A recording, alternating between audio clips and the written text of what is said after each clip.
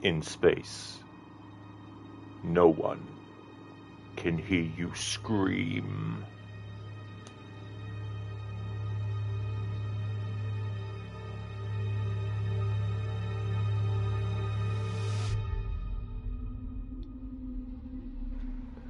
Hello, and welcome to another stream of Alien Isolation, Phase 1 of celebrating the game's 10th anniversary.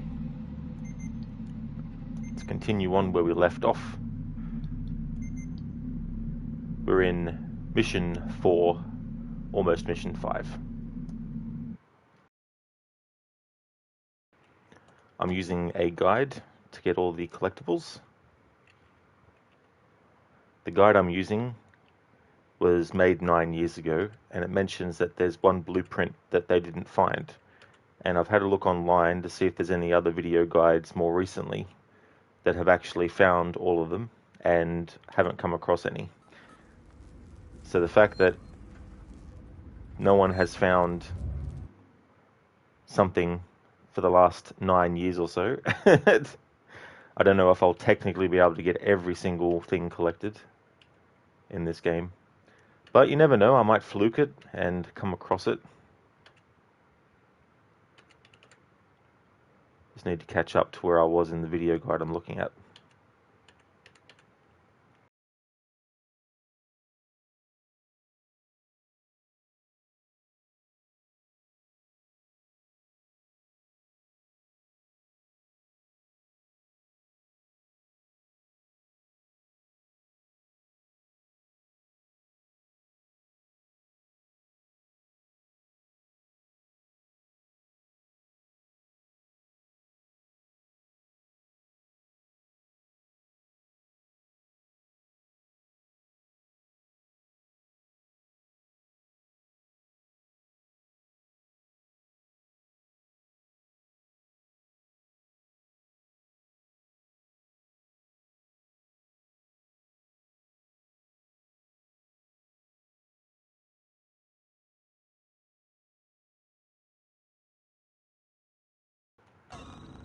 Alrighty then, I've caught up in the video guide where I'm supposed to be at.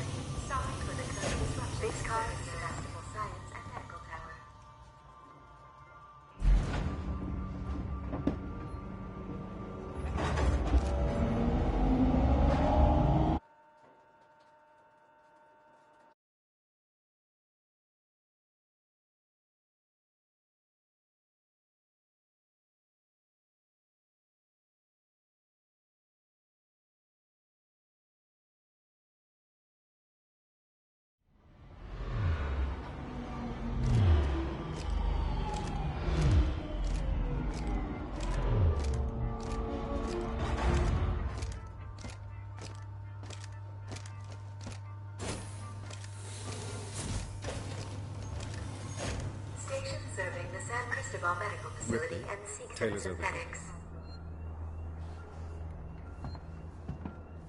Ripley? Is that Ripley?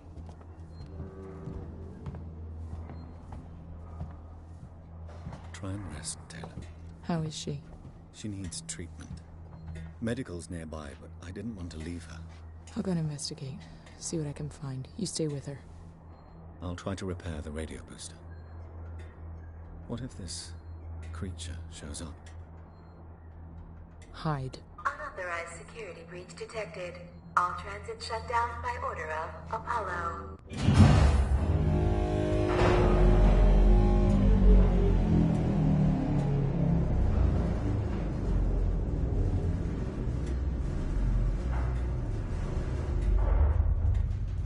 Stay with me, Taylor. Ripley's finding help.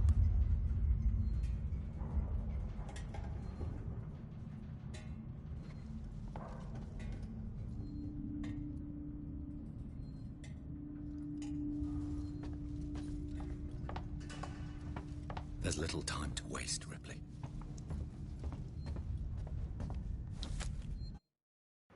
Alright, new ID tag. This one is E. Corlander.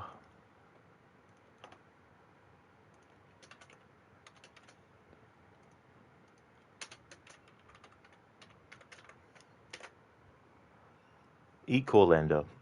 Last known location, Sevastopol SkyMed Tower. ID code 1685.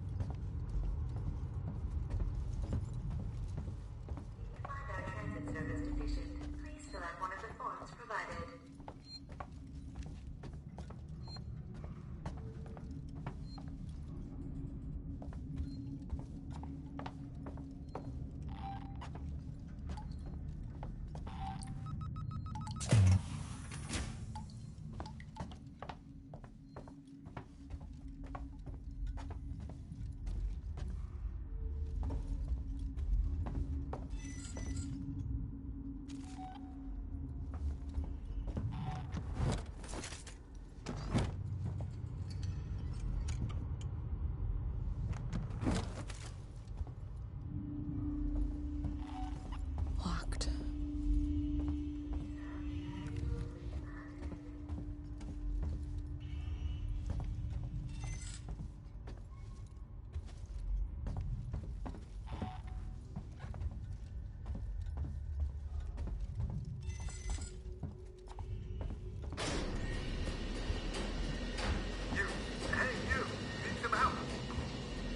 I need a doctor. Hello? I need it. I can't hear you. Hang on.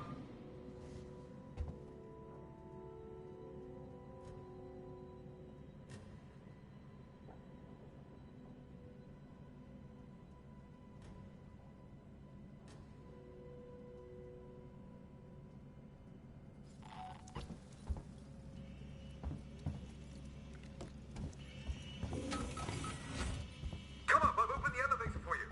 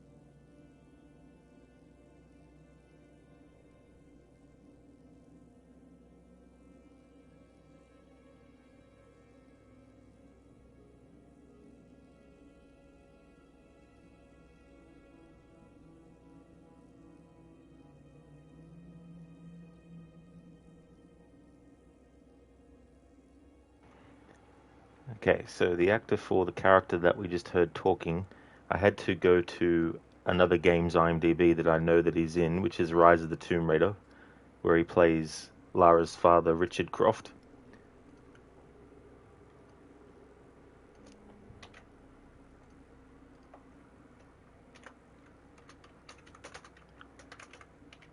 And I think this character's name is Dr. Coolman.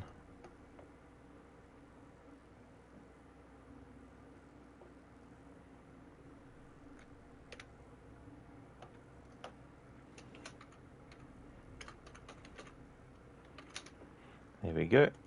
And I'll just put their IMDb in. Hello, Neo. Welcome on in. Things are going good. Continuing this playthrough. Collecting all the ID tags, all the audio logs, and also reading all the computer terminals and all that kind of stuff. How's things going with you?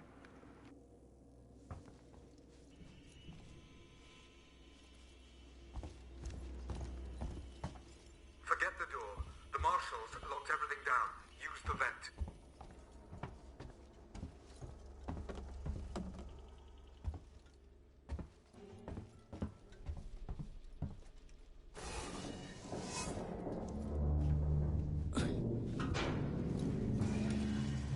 Relax.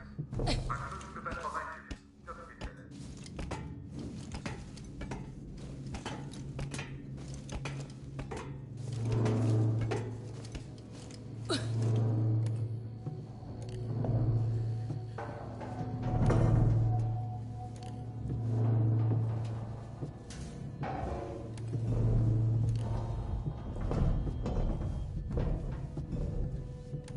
Visiting hours are 10 a.m. to 1 p.m. and 3 p.m. to 7 p.m. Thank you.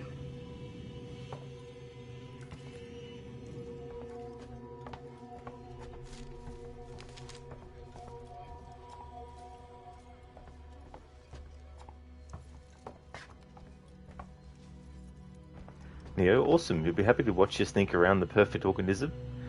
Things are good, mate. About to settle in and relax for the evening. The kids are in bed now, thank Christ. Oh, that's good.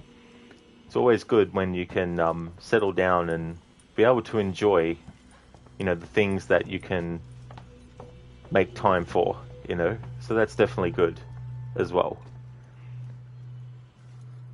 Hey, Sheila. Good morning to you. I am going good, thank you. I hope you are too. Have to work, lurk. Please save Ripley's cat. Will do. That's for sure. Absolutely. Thank you for leaving the lurk. Especially when you're working as well. Definitely appreciate it. You're not catching us at our best. All right.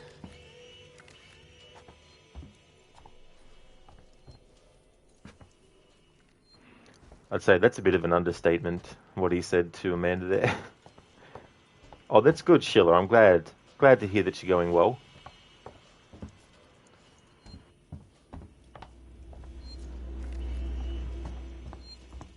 I'm Coolman. Ripley, I need to find a doctor. I'm a doctor. My friend needs help. Medical supplies. Me too. There are no supplies on this level. But there are plenty downstairs in the hospital dispensary. How do we get there? We? Do I look like I'm in any fit state? I need your help and you need mine. You find the passcode for the service elevator and then I'll come down to the hospital with you, okay? Passcode? Yeah. I can direct you from here. Morley or Lingard would have had the new passcode. Morley's office is your best bet.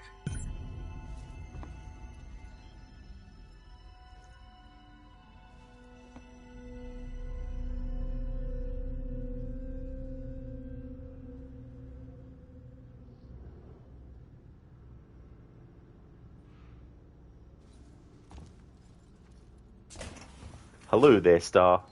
How's it going?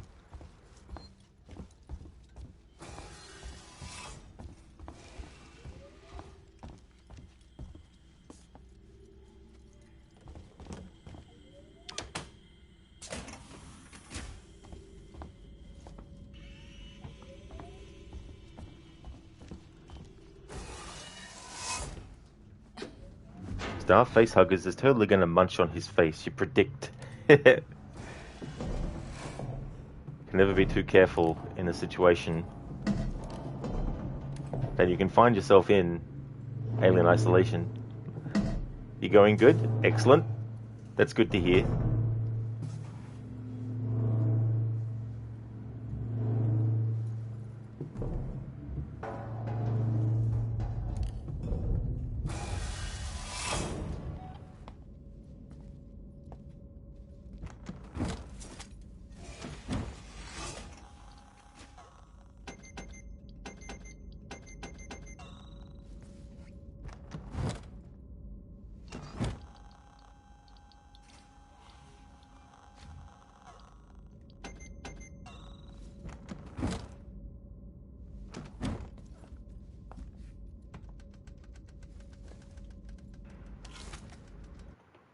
Alright. Next ID tag. F. Whitechapel.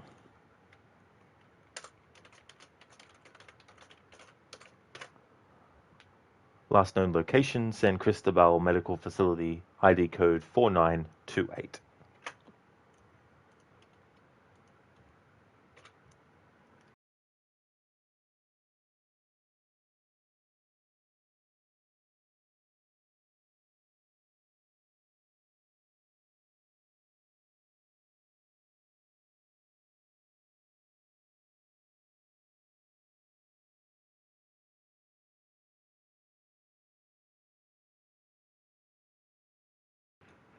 Thank you, Casper, for redeeming the Arnie in Alien Isolation. We can actually access anything that I've actually already looked at here, so we'll do this. I can even do it for audio ones and just say the actual thing. Okay, here we go. This is Captain Dallas, logging an initial report from the return leg of our feeder's voyage. When we get back home, I want a meeting with the shipping coordinator. My usual science officer has been replaced. No reason given. The new guy is more than capable, I'm sure, but only getting 2 days' notice for this kind of thing is crazy. I just like an explanation. We'll be ready for our load when we get the call. Dallas, Nostromo Captain. Signing off. Thanks for redeeming that, Casper.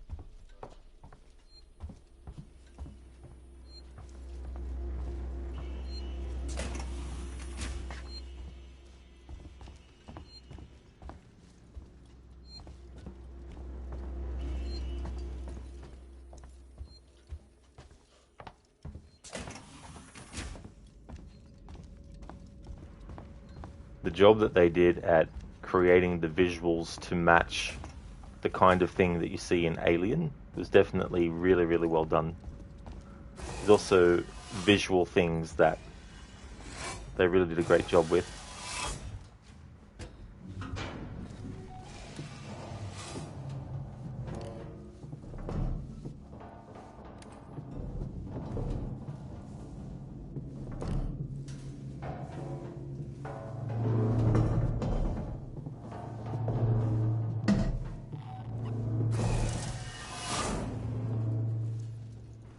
Like, imagine you do a drawing of something, and you're drawing a bridge. Come on. Let's work together, huh?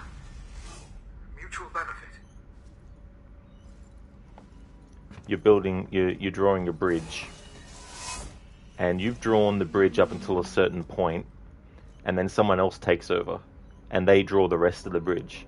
And then when someone comes along and they look at the bridge in total, they're like, man, the person who did this was a really good artist. The bridge looks really good, from top to bottom all the way. Now that person is observing it in its entirety, but they don't know that two different people worked on it. Because the second person, in my example, who worked on the rest of the drawing of the bridge, matched what had already been done there so perfectly that you would think it was all done by the one person. That's how this game is for me in regards to the first Alien movie. It's almost as if they took the rest of the drawing that the movie Alien had done up until a certain point and then drew the rest of it, and it's done so well that it feels organically part of the same world.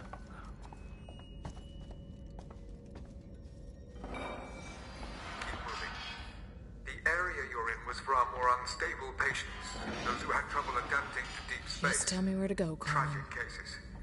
Don't worry, they're all long gone.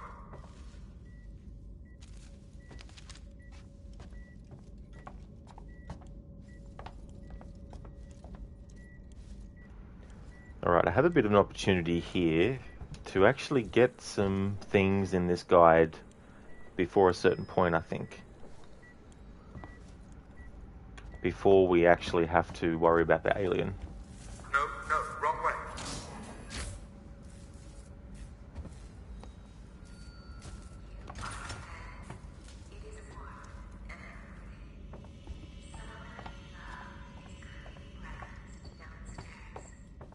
You can smell it, and it smells delicious. You are in a different room. This place had such promise when I first came Far here. away. It's You are tragic. separate, yet you Waste of are my time. connected. It will not be long until you are reunited. How do you feel? I love the timing of this message, going into this room here with someone dead, and the message talking about something delicious. Far from the rhythms of Earth, sunrise, sunset, the mind has a tendency to wander. Tragic cases. But Morley wasted far too much time on coddling them. They should never have come here. None of us should. If I see anybody with a scrunched up magazine in their hands, I'm going to ram it into their stomach and break their goddamn spine. Now, come on, do it. Thanks for redeeming that, Neo. Nice one.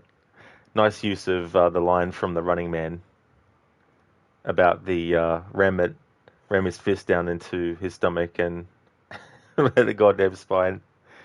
Well, thank you, Neo. I'm glad that you enjoyed. Thank you for redeeming that as well.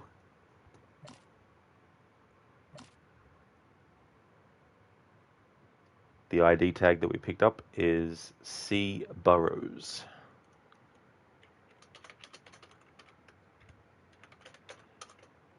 C. Burrows, last known location, San Cristobal Medical Facility, ID code 3309.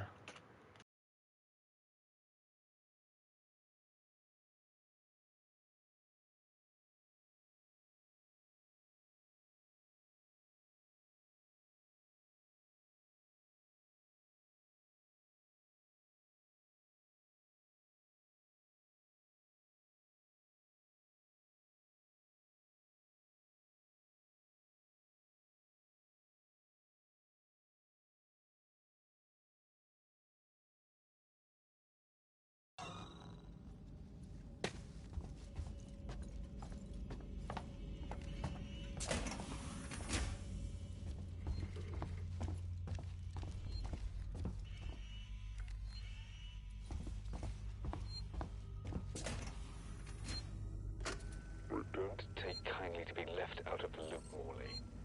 You hear me? I tried to use the dispensary today and found I was locked out. I can't possibly be expected to carry out my duties if you and Lingard cut my access privileges. I have patients who will relapse without that medication, particularly when things on the station are so precarious. I will not see patient care suffer. Consider this a formal warning. And for the record, I do not have a problem. Coleman, out. give you a bit of insight into Dr. Kuhlman, the guy that wants us to help him. He's had access to the medical supplies, especially prescription medicine, cut off from him. And his comment about he doesn't have a problem obviously implies that he has some kind of substance abuse issue, which is the real reason why they've locked off access for him to that medication.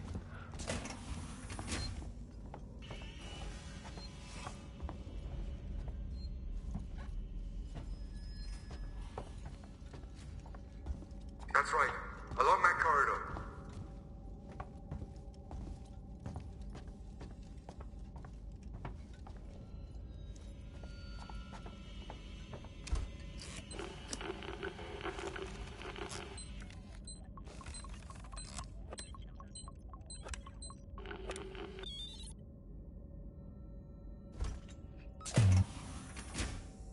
You're there. That's Morley's office. The passcode should be in there somewhere.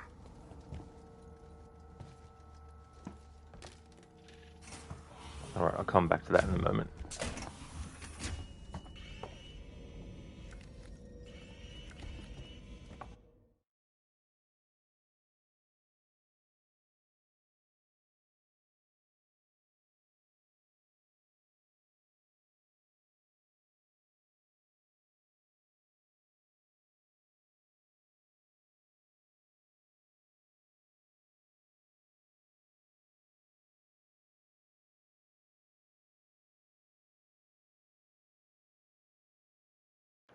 Alright, so it looks like the rest of the things to collect can only be collected after you've activated the next point where the alien will actually be actively looking for me.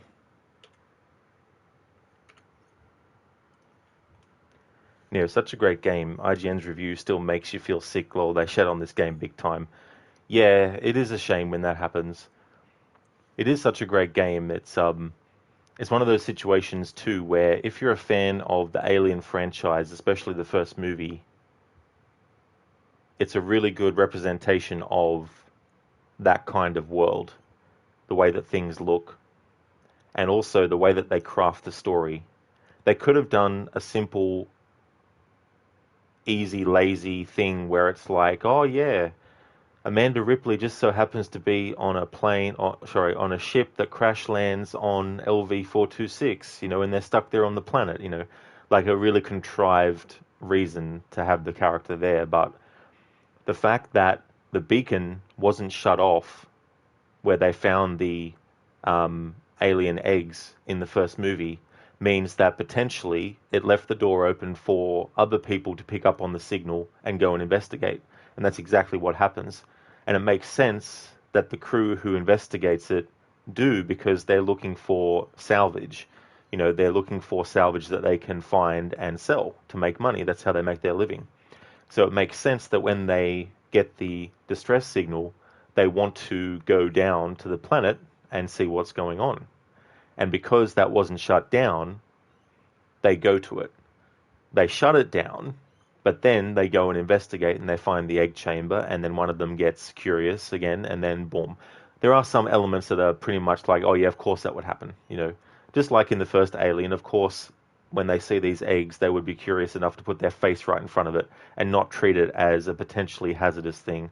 I mean, we like to think that in our own lives, in a situation like that, we would not put our head over the top of an alien egg, and there's definitely plenty of arguments in that movie, but also Prometheus as well, as to whether or not it's realistic for someone to do that. And I guess you can chalk it up to there are idiots in the world naturally, so who's to say that someone's not going to be stupid and put their head over an egg like that. But in terms of getting the characters to the planet, the fact that it was the distress signal that wasn't shut down by the Nostromo crew, because obviously they didn't have time. By the time Kane had the face hugger on his face, they were like, fuck, get out. They weren't like, oh, let's have a dawdle around and let's find something, let's find the source of the distress signal and shut off the beacon. They didn't have time. So it makes sense as to why that wasn't done, which then makes sense why 15 years later the distress signal is picked up by a different crew who go down and investigate, and one of them gets face-hugged, and then they want to bring it onto Sevastopol Station, because Sevastopol is like a port for numerous people to be able to go to, between missions or between jobs or whatever the case may be. And so it makes sense as to why they would bring it here. And the fact that they found the flight recorder for the Nostromo means that bringing it here gets the attention of Weyland-Yutani, who of course have been looking for anything that they can find that is related to the alien species. And so they have a perfect opportunity to actually get that.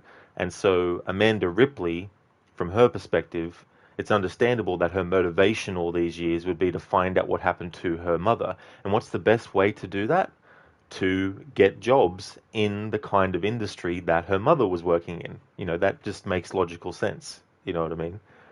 And as we know with Ellen Ripley, she's a very smart woman. And so she knows so many different things. So it makes sense that someone like Amanda would have the same sort of like aptitude and skills that her mother has, And so you have all those elements coming together, creating a great reason for Amanda Ripley to also come into contact with this alien, because it centralizes things.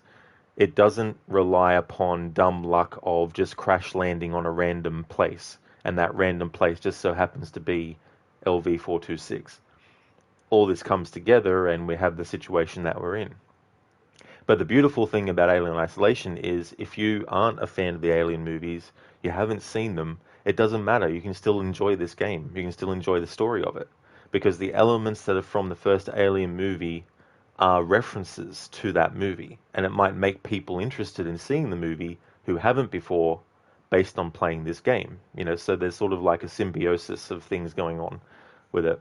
But yeah, Neo, it's such a great game. It's also a great a movie-based video game as well. It's not directly adapting the Alien movie or an Alien movie, but it is in the same universe, and they just do such a great job with that as well. They nailed the visual aesthetic so well, it's almost perfect and frightening. Exactly, and it's good that they had the access to the blueprints that the designers, like Ron Cobb and H.R. Giger actually used. So they had all those materials at their fingertips, and I'm glad that they used them as well. And it's by no means a guaranteed thing. Just because you have the previous stuff before doesn't automatically mean you're going to bring it to life in the same way. People who weren't as skilled could have taken those blueprints and done something that doesn't even match, you know what I mean? But the people who worked on this game were the right people for the job, and they proved that because they were able to bring to life these things in a way that makes it feel like it's part of Alien and all that kind of stuff too. Hey there, Lynch Mob. I hope things are going well.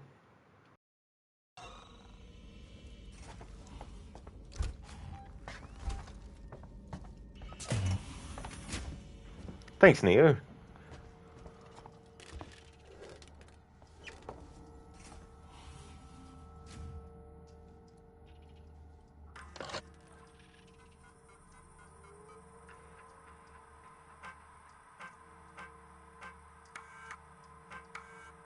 Have you found the passcode? Look, we'll need the physical keycard too. Morley always kept it on him. Find him. Warning. Medical facility quarantine breach detected. Warning. Relax. Medical I'm facility just trying to quarantine find out breach what that detected. is. You focus on finding that keycard. Shit.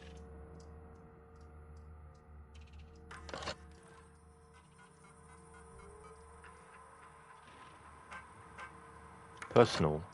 Low on meds.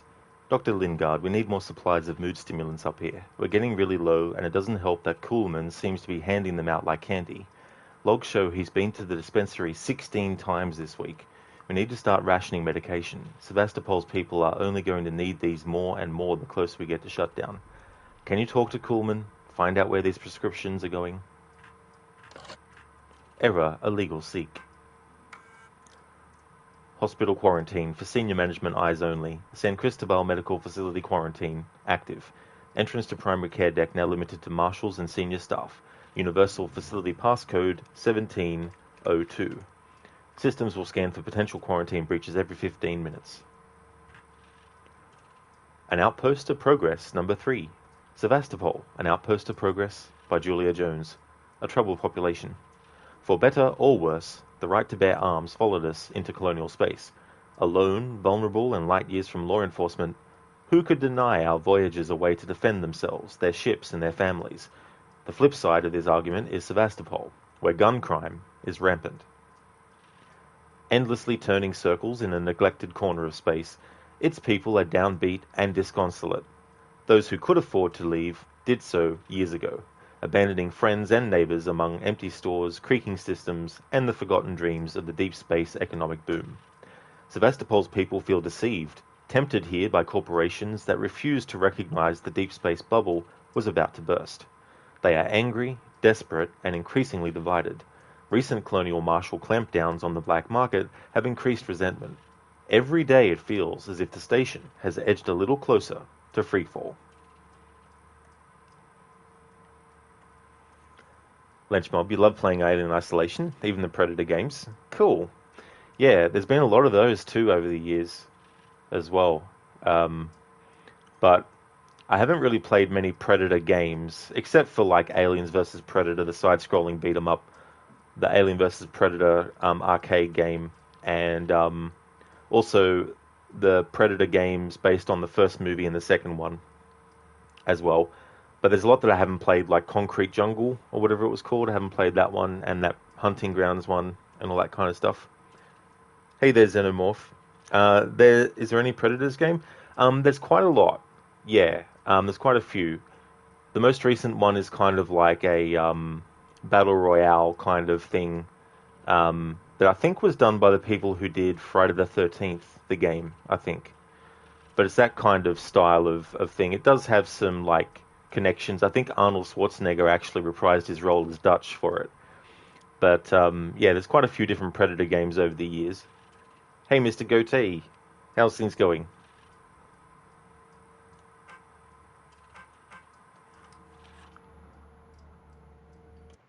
Okay, so we've gotten those.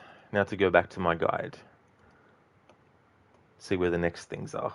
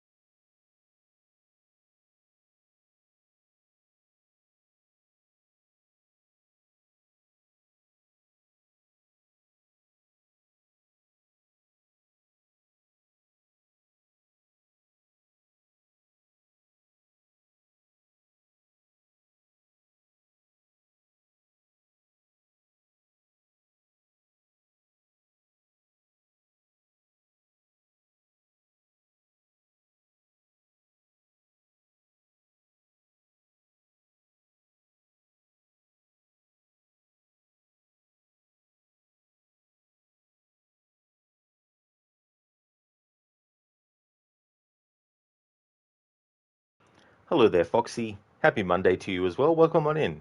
I hope it's going well.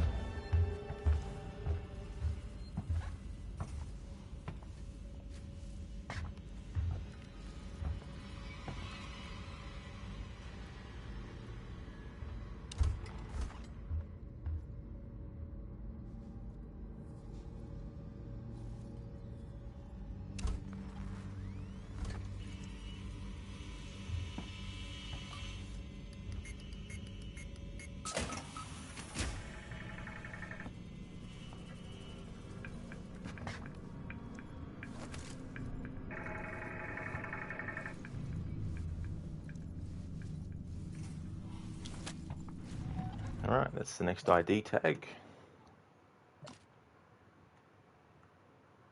T. Miller.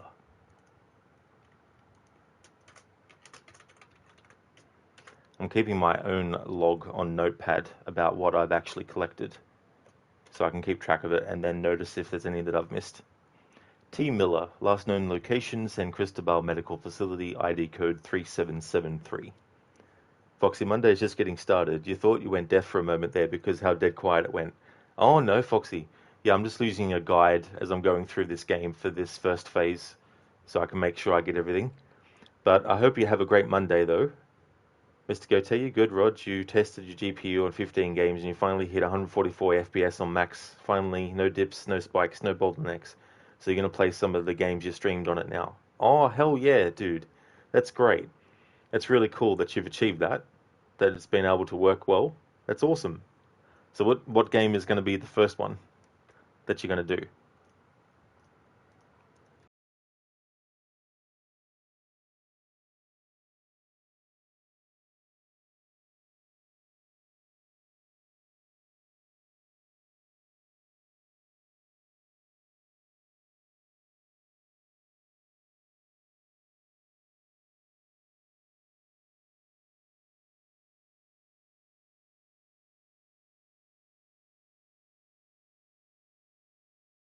Mr. Gote, either this or Outlast 2. Oh, nice. That's really cool.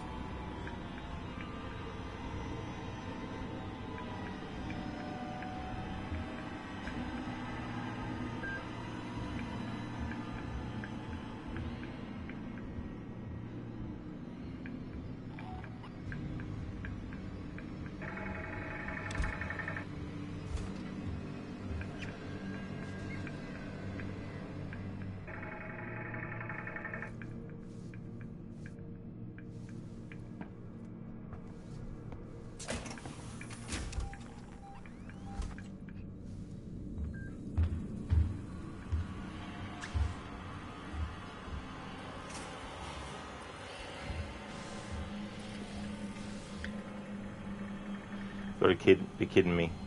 I can only go in as so far as this on this part.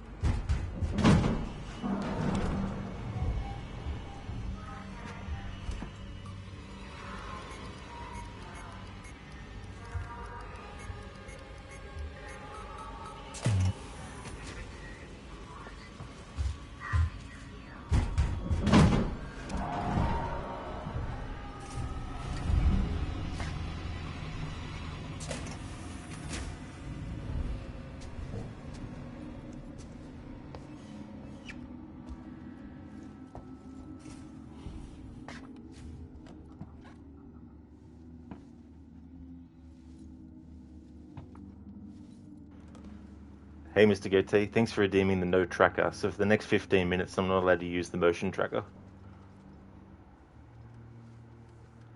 You good? Plus, you never got to use this GPU before. You got sick to like you're going to do it back in October, but it was just sitting in storage while you were waiting to get out of the hospital. Oh, that's fair enough as well, having to put that on hold. Definitely want to get your health sorted first before gaming. That's definitely understandable. Hey, Stubby. Scary bees indeed. Someone should do a mod of this game where they turn it into a big giant bee that's after you all the time. How's things? Welcome on in.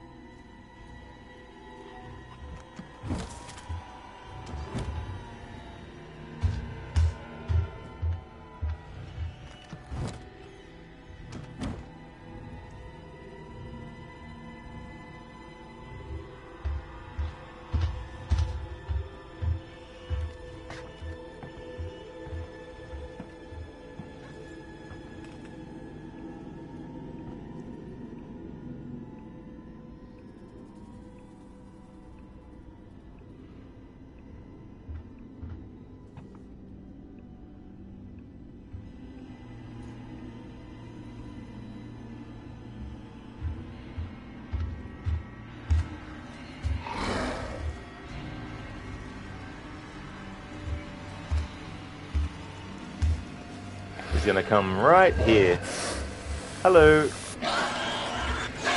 G'day, mate.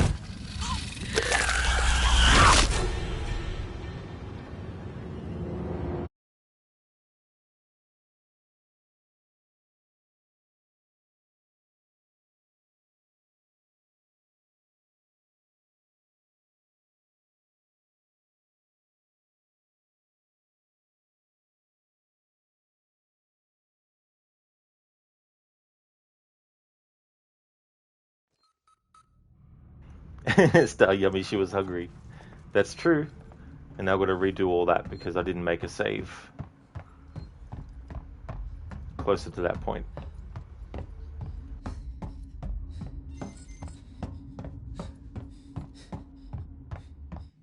Lunchmom, Alien just wanted a kiss. That's it. That's all. Nothing more. Think of your fellow passengers. Take your trash with you.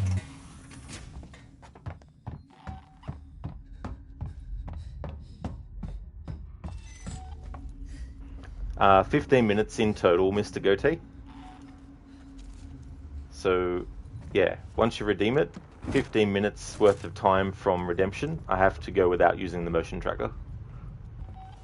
Locked.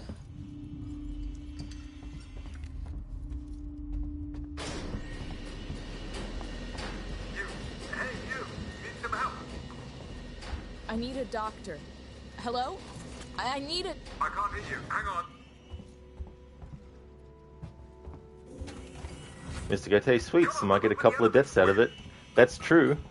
I actually contemplated doing a redemption where I couldn't have the sound effects on for a certain amount of time, but I think the no motion tracker is enough of a challenge when it's redeemed, let alone having that and no sound effects on.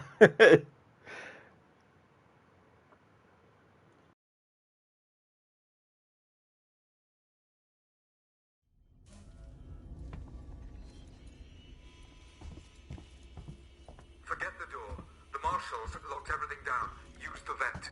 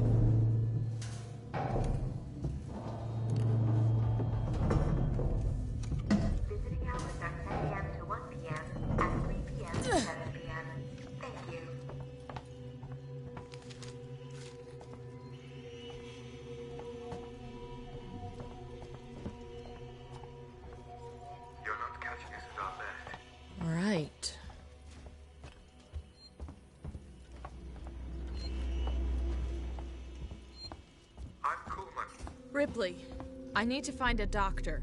I'm a doctor. My friend needs help. Medical supplies. Me too. There are no supplies on this level. But there are plenty downstairs in the hospital dispensary. How do we get there? We? Do I look like I'm in any fit state? I need your help and you need mine. You find the passcode for the service elevator and then I'll come down to the hospital with you, okay? Passcode? Yeah. I can direct you from here. Morley or Lingard would have had the new passcode. Morley's office is your best bet. Thank you for the follow, Cerebrator. Hey Chris, best game in the franchise, let's go. If he's a doctor, you're the future king of pop. Exactly. I mean, he is a doctor, but he's addicted to his own supply. Alright, we had to collect this again.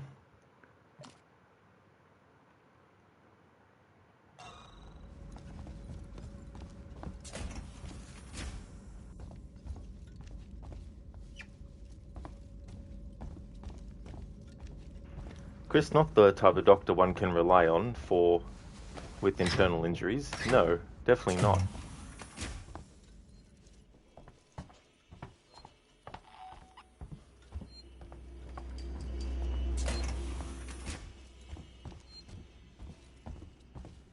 Chris, and wasn't he a psychiatrist? I think he was, yeah. I mean, I guess they're still classified as doctors. Come on. Let's work together, huh? It's just that their expertise is in healing injuries. The area you're in was for our more unstable patients. Those who had trouble adapting to deep space. Just tell me where to go, Coleman. Tragic cases. Don't worry, they're all long gone. No, wrong way.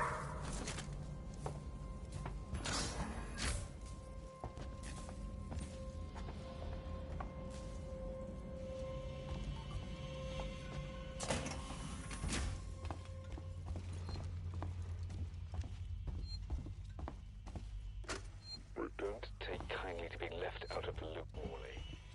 You hear me? I tried to use the dispensary today and found This I was place had locked such out. promise when I first came Possibly here. be expected to carry out my duties if you and Waste of my Lingard talents. dress privileges. I have patients who will relapse without that medication, particularly when things on the station are so precarious. I will not see patient care suffer. Consider this a formal warning. And for the Far record, from the rhythms of Earth, sunrise, sunset, the mind has a tendency to wander. Tragic cases. But Morley wasted far too much time on coddling them. They should never have come here. None of us should. Chris, she clearly said we need a doctor and medical supplies, suggesting injuries. He jumped in with I'm a doctor, clearly realizing she's his best option of more supplies. There's not an ounce of will to help her. Exactly, yeah. Yeah, I've played this game before. I know that he wants to use Ripley to get out of where he is.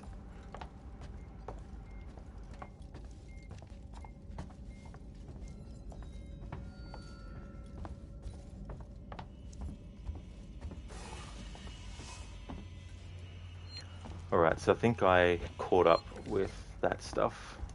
Alright, we'll make a save this time, closer to this point.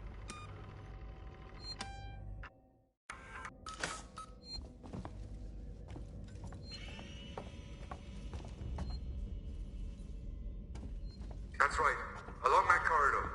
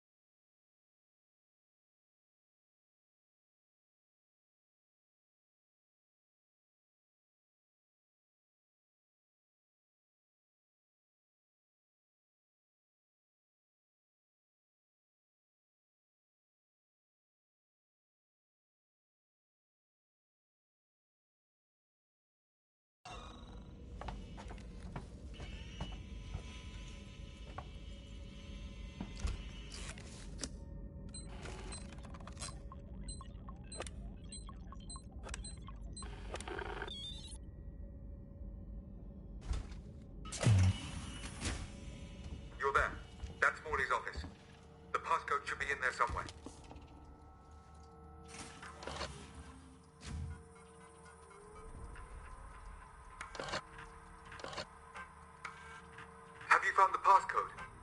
Look, we'll need the physical keycard too. Morley always kept it on him. Find him. Warning. Medical facility quarantine breach detected. Warning. Relax. Medical I'm facility just trying to find quarantine out breach what that detected. is. You focus on finding that keycard. Shit.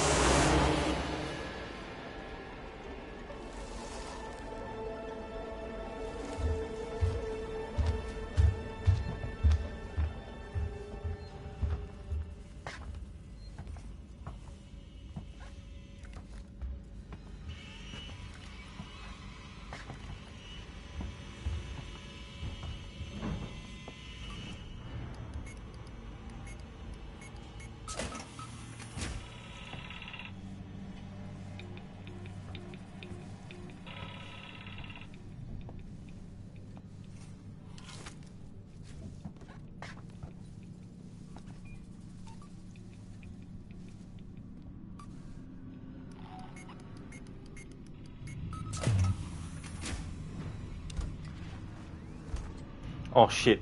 I forgot, I'm not allowed to use the motion tracker. For another 3 minutes.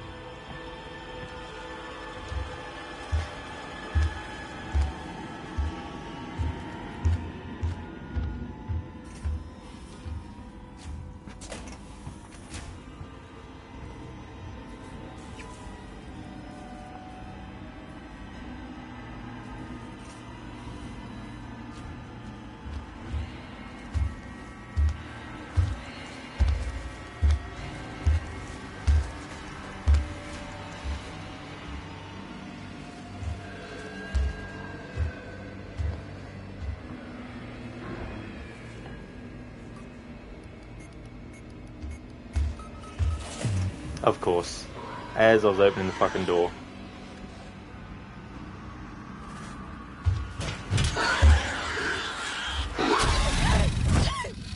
At least this time I don't have to go too far back.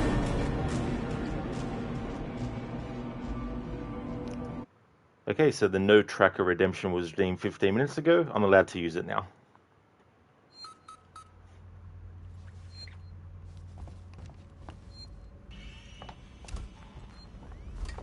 Yeah, Cerebrator. That's right.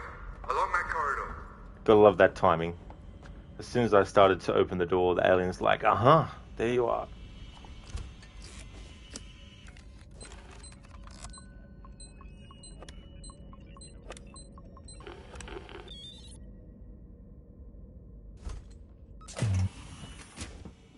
You're there. That's Morley's office. The passcode should be in there somewhere.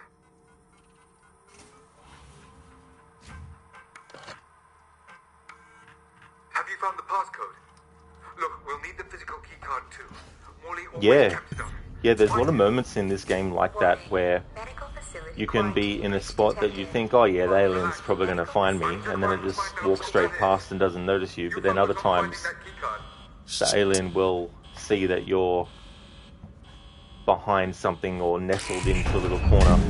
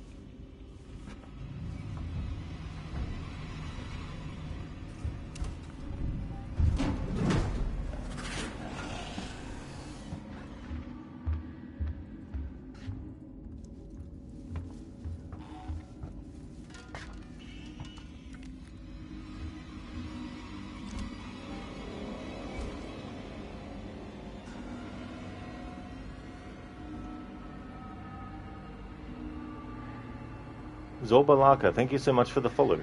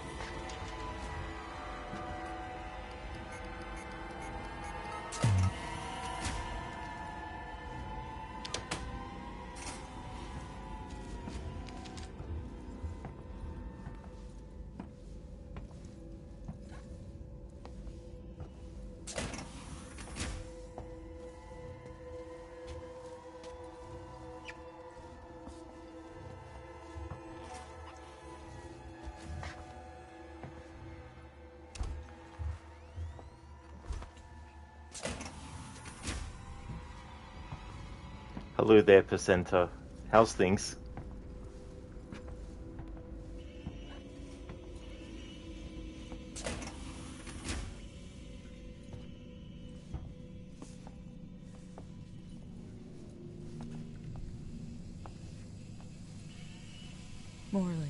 Morley.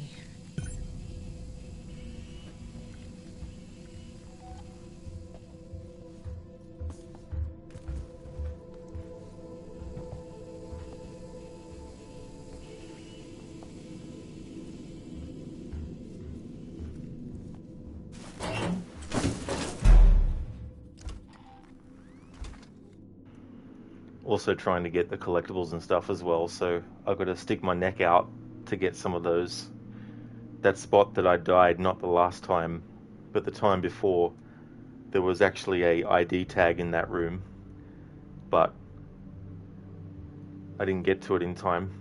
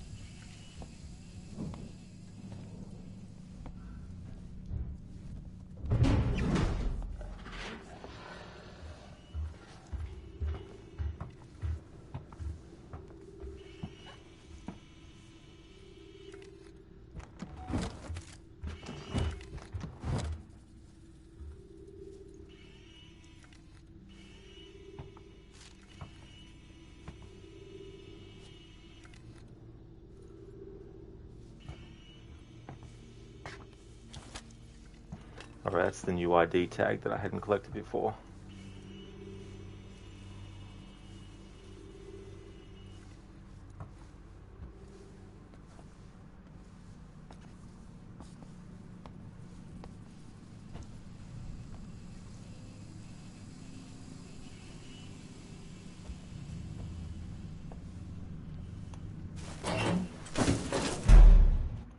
Alright, so this ID tag belongs to L Tart.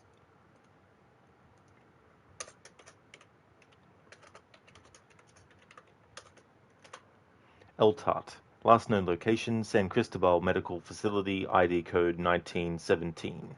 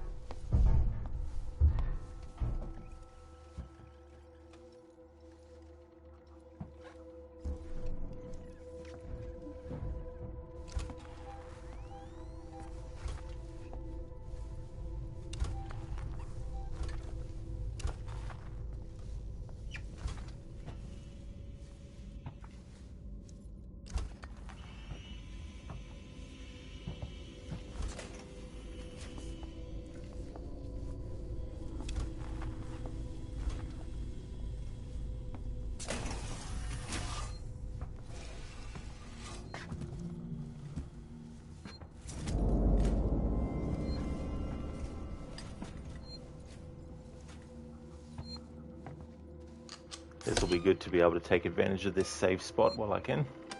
It means everything I've done,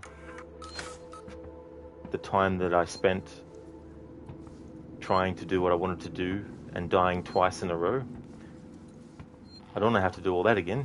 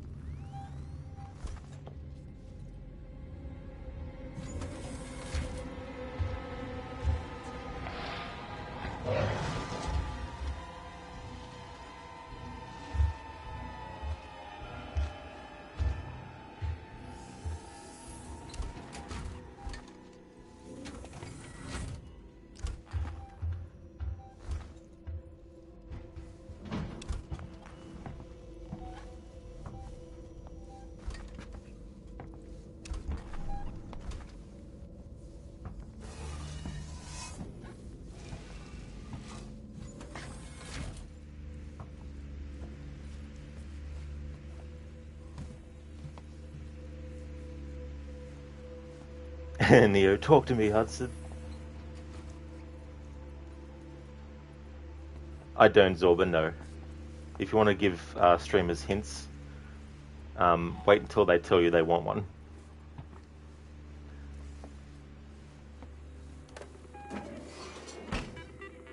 Plus, this isn't my first playthrough either.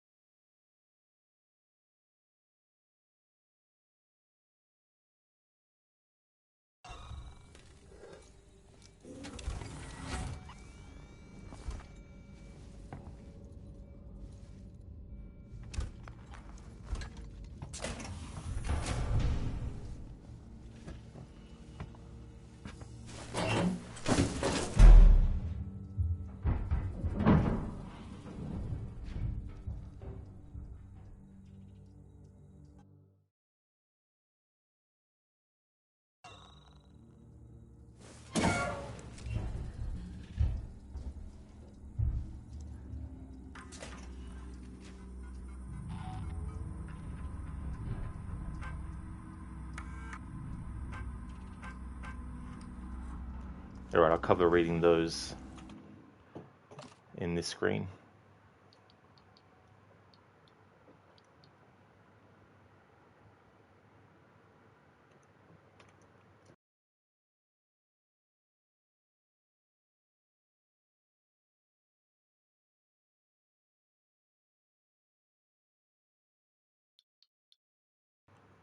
Regarding recovery rooms, I just found a patient who's locked in a recovery room for days listening to that god-awful bullshit about pretty sunrises and a wife back home frying bacon.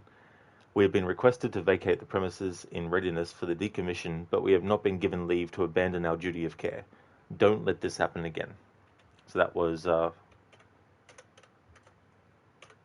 39.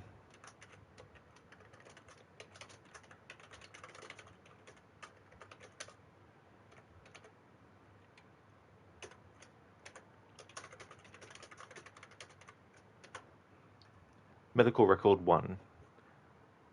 Green J, Dr. Morley attending. Anxiety disorder, fractured tibia, suspected internal bruising. Patient edgy, responds well to the little personal interaction I have time for. Our chess games are a welcome break for us both. Minimal care, no insurance.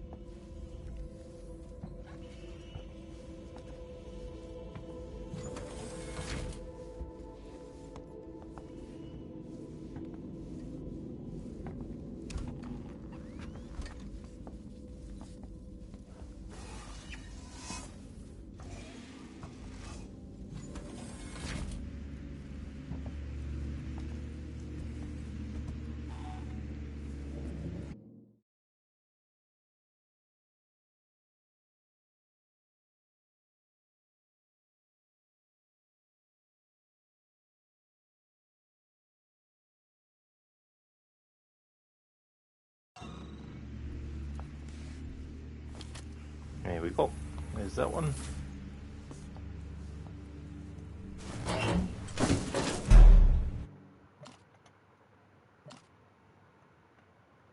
A. Lynch.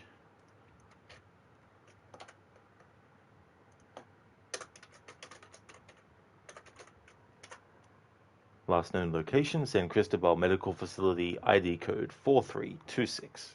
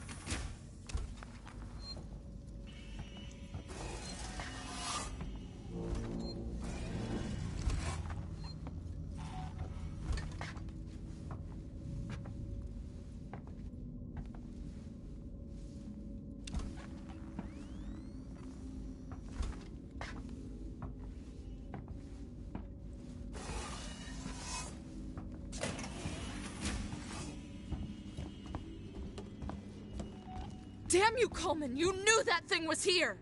Now that's unfair. I thought it might be there. There's a difference. Now, the passcode. 1702, okay? Now let's get down to the dispensary. Of course, of course. A promise is a promise. I'm sorry for putting you through this. I'm going to step into the other room to punch the code in and prime the elevator. Then we can use the keycard to take the elevator down.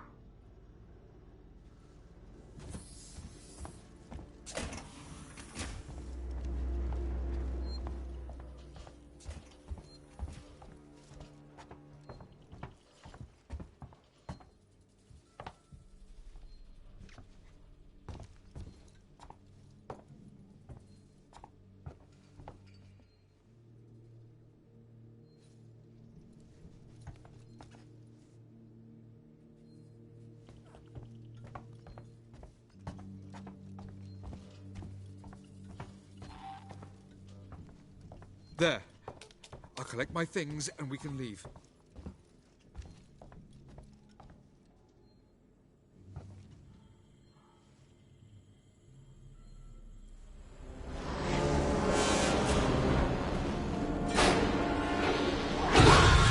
Oh, God.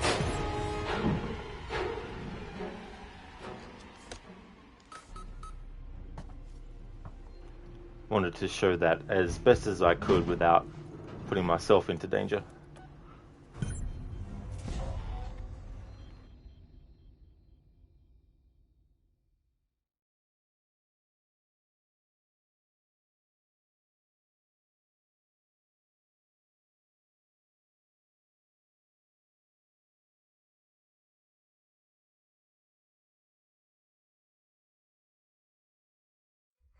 Nurses operated this facility. If you'd rather be attended by a human, as Be right back.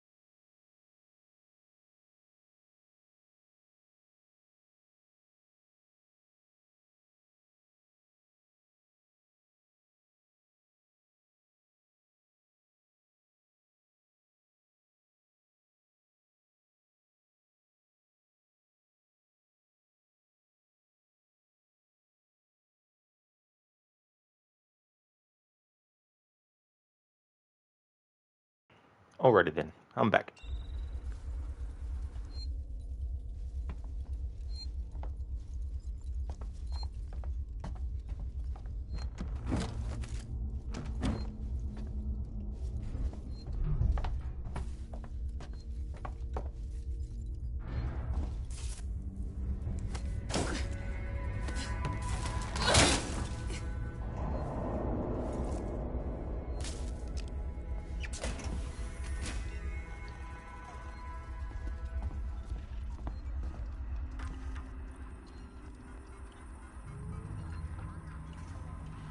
Urgent, martial investigation. Frank, I need to talk to you. I've got a body up here that's part of a martial investigation. Female, late 30s, chest wound. I have no idea how long Marshal Waits will want to keep her up here, but this is a highly sensitive situation.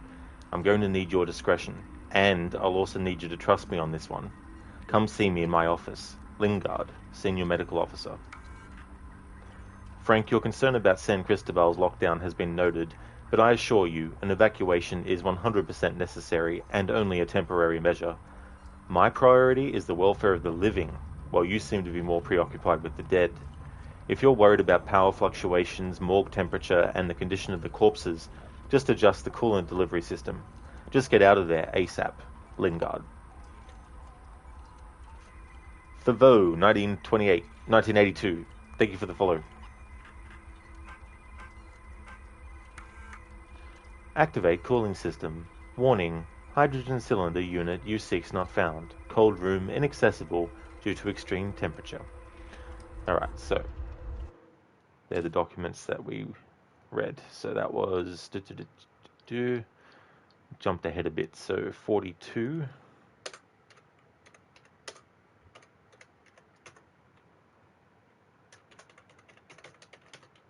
Urgent martial investigation.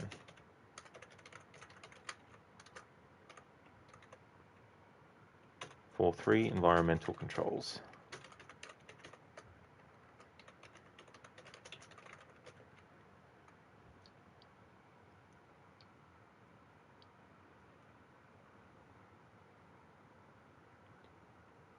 Alright, so I've gotten that in a previous playthrough. I need to be careful because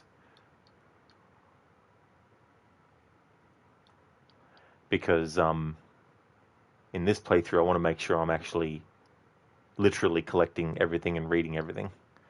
So anything that I've gotten on a previous playthrough that the game remembers doesn't count. I still need to go and actually find that message again.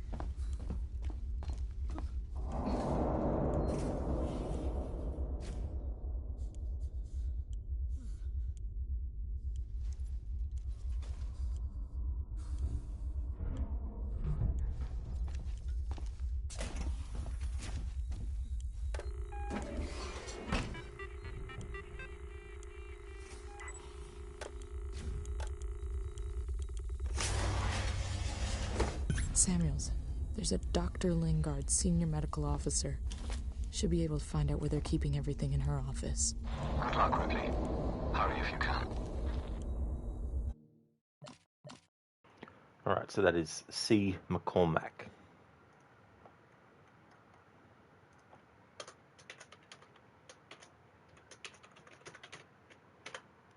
Last known location, San Cristobal Medical Facility, ID code 4237.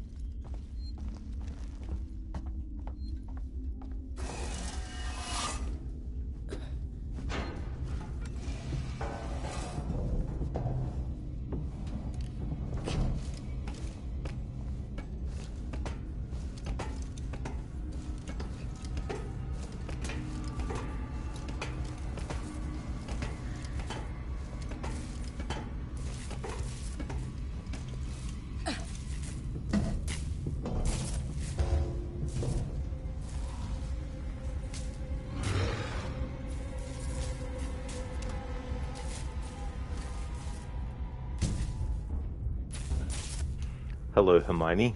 Welcome on in. Hiding effectively? Sometimes. It's been a couple of times where I was in a spot and the alien managed to find me. Can I interest you in some poetry? Sure. I got a feeling that a certain voice will be doing that to soothe your nerves. Well, I wouldn't say I get nervy in this game, but thanks for redeeming that Arnie impression. Once upon a midnight dreary, while I pondered, weak and weary, over many a quaint and curious volume of forgotten lore, while I nodded, nearly napping, suddenly there came a tapping, as of someone gently rapping at my chamber door.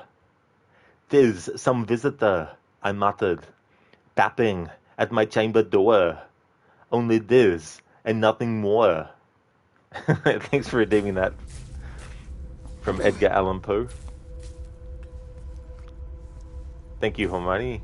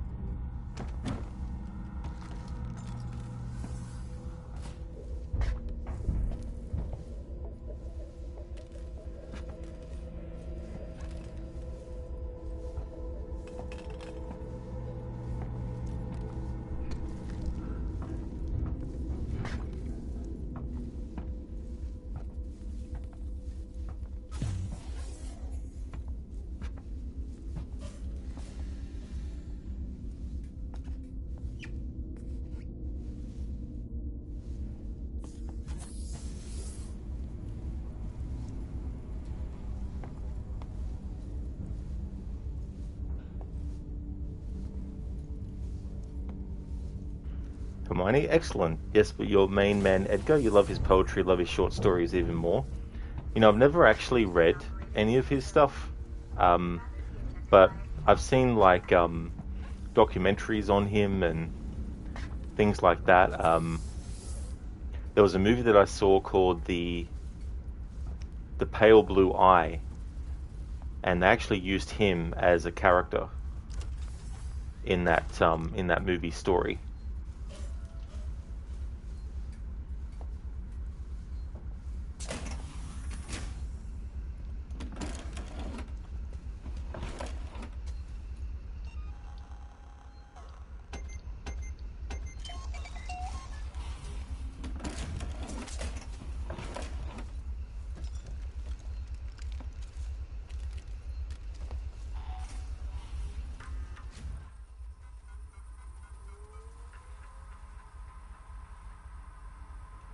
Dispensary is empty. Message for Lingard on her return. I've prepped the patients in the trauma ward for transportation as best I can. Before Waits locks the place down, I'm going upstairs to the psychiatric ward to make sure there are no stragglers. The dispensary is now empty. Everything San Cristobal has to offer in terms of first aid and medicine is with you, or elsewhere on station. I'm hoping you'll bring back good news. Morley. Death certificate, Foster C, 11/14/2137. Cause of death, classified. Classified. Report Lingard. Report statement recorded 13th of November, 2137. Author Lingard, San Cristobal Medical Facility, Operating Theatre. This is Lingard, Senior Medical Officer at Sevastopol Station. I want to state for the record. I have been placed under duress with regards to the my patient 0. And Ransom, Season's head of operations, he made certain threats for my career and my certification. I want that on record. God help me. That woman needed help. I didn't know what type of parasite she had encountered, but it had planted something inside her. I am so sorry. I had no way of knowing what would happen.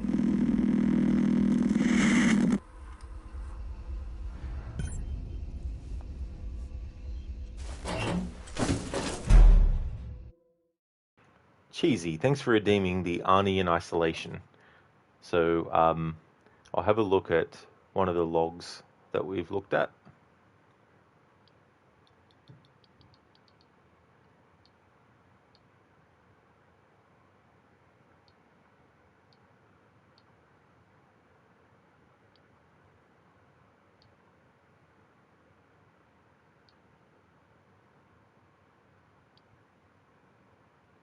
Call log AM. Call ID 128451 386. What's going on up there? I've been waiting for a call and... Apollo, please stand by. Your call is being rerouted. Call ID 128451400. Hello, my working Joe is acting strangely. It won't listen to anything Apollo, please stand by. Your call is being rerouted. Call ID 1284511417. I need help. I'm trapped in my apartment. There's an android outside and... Apollo, please stand by. Your call is being rerouted. Thanks, Cheese, for redeeming the Arnie in Alien Isolation. It's so cool because that channel point reward, whenever I'm doing a game where there's things to read, all I have to do is just edit the name of the redeem and change the description to suit whatever game I'm playing, and just keep the points the same, and do it for multiple different games. Hermione, you're beginning to get used to these daily doses of Arnie impressions, but as always, you stream right during your work hours, so you have to go again. But you'll lurk, enjoy. That's totally fair, Hermione. Definitely understand. Thank you for redeeming the Arnie impression that you redeemed, and I hope that work goes well. Thank you so much for leaving the lurk. Oh, well, thank you, Cheese. Thank you. Yeah, this year I'm trying, and there will probably be some times where I do more than, 2 games at a time, but this year I wanted to do 1 game at a time for Monday to Friday, and then have a weekend game, and then every Monday to Friday, once I finish a game, just change it with something else. So that's worked out good so far. It's given me a chance to play a few games and fit some in that, because I don't have to, try and cram it all into one day necessarily. I was able to get some stuff done, make some good progress, and all that kind of thing. Hey there, Etone. Welcome on in. Yeah, Arnie's not having much luck with this call ID stuff. What's going on up there? I've been waiting for a call. Now, come on. Don't leave me hanging here. There's an alien. It's going to kill me. Okay, so 42, 43.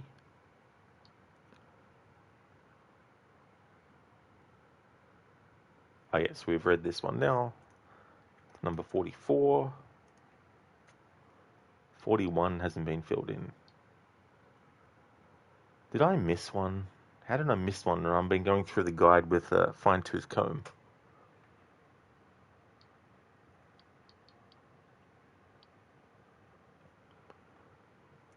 Let's have a look at this guide and see if they have.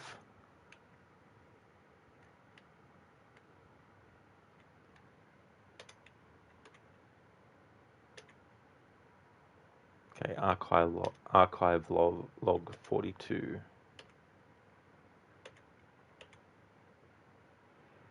41 and 42. How the fuck did I miss these two?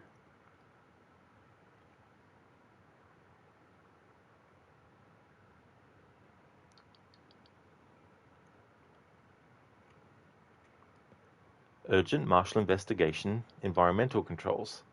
That's not 41 and 42, that's 42 and 43.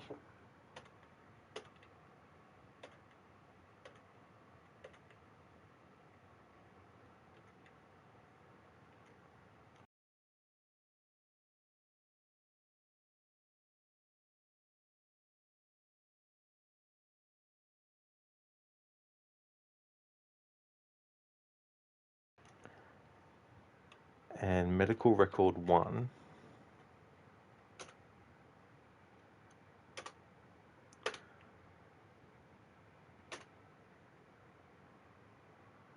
Medical record 1 is 40.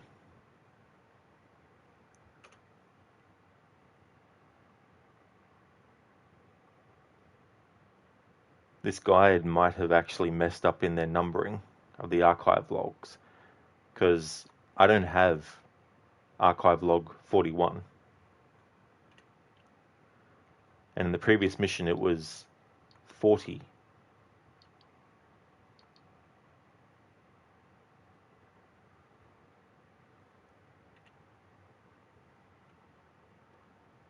And then the one on the console that they go in, that I did most recently, was 42 and 43. But the guide that I'm looking at is saying it's 41 and 42, which is clearly not the case. So, yeah. This kind of thing annoys me. It's like, if you're doing a guide, then the onus is on you to make sure that you don't mess anything up. Not the person who's trying to follow the guide. It's...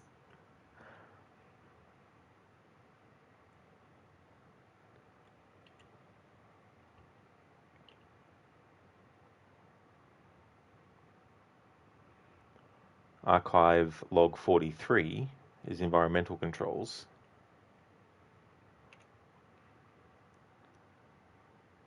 But they've got dispensary is empty, which is 44.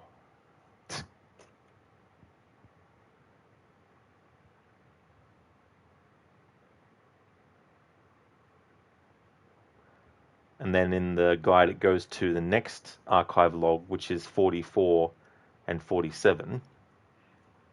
But this one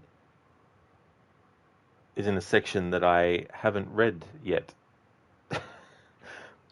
It sounds like I have read it, but... Oh my god.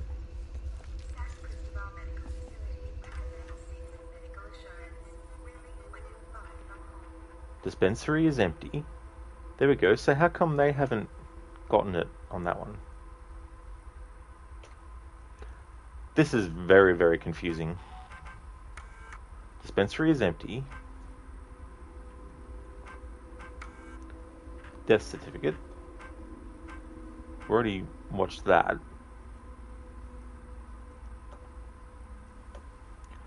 Alright, let's have a look at a separate guide that covers the archive logs.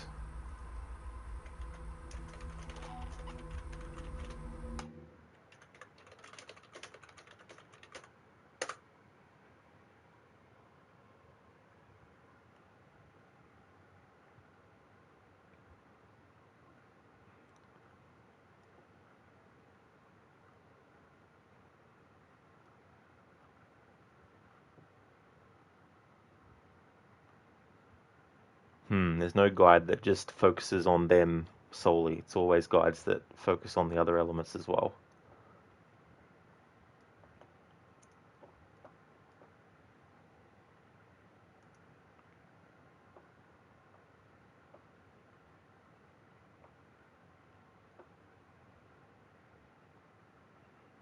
But yeah, it's just very confusing trying to keep track of what I've actually read and what I haven't. And I haven't gotten 41, yet in the guide I'm looking at, 41 is accounted for, but 41 is classified as 42.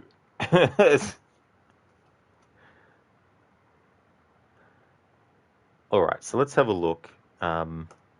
Here's one that's looking at guides individually for missions.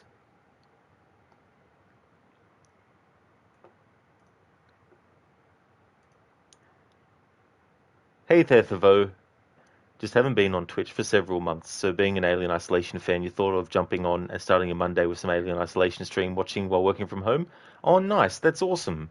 Thank you so much for choosing this channel to check into and watch. That's awesome. Thank you very much for that, especially, you know, when you're working from home as well.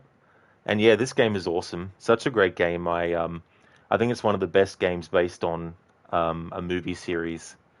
It's just such a great extension of the first Alien movie, and I like the story and how they told it and all that kind of stuff.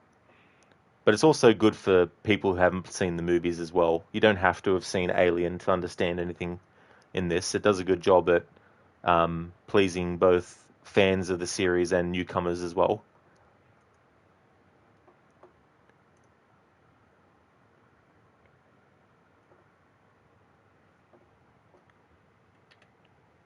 We'll just have a look in this other guide and see if they show...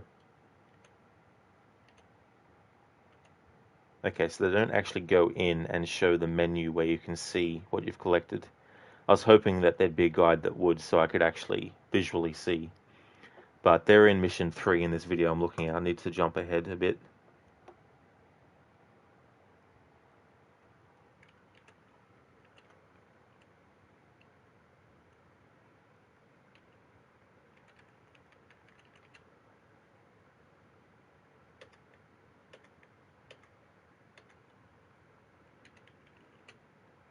Okay, so they're archive logs in the 20s, in the 30s,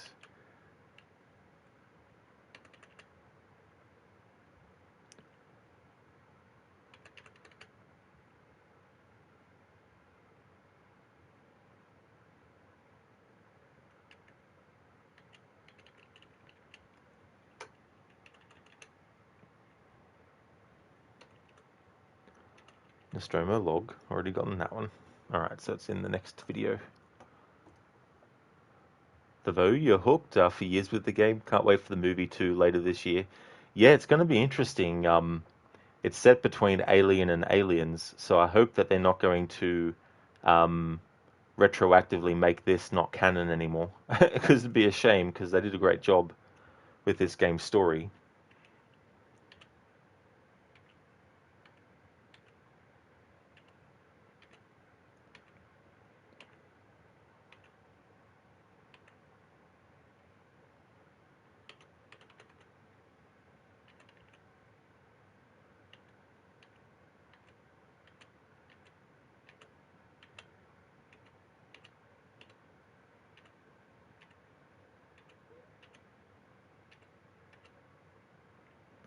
Okay, archive log 39 and 40.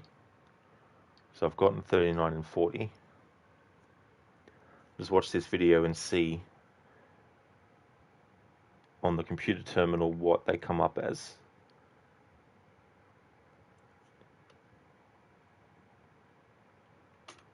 Alright, so 39 and 40 recovery rooms, that matches. That's 39. 40 medical record 1, that matches. Okay, so I'll watch this video a bit more and then see. Okay, so the video was covering mission 5 and it stopped there, so mission 6, we'll see what number collectible they say for archive log. Why is... Okay, so archive log 41 must be something that we get later because we can't access the area earlier. That's probably where this is confusing me. So I'll make a note on that one because it might be one that we get later. Because there is backtracking in this game because there's areas that you don't get access to earlier and so you can't go then and get them. But later on, when you get, you know, upgrades to your tuner or you get the right tool to use to, you know, burn open doors and stuff. So that's good to know, though. Otherwise, I was going to go, oh, great, you know, have to let that one slide.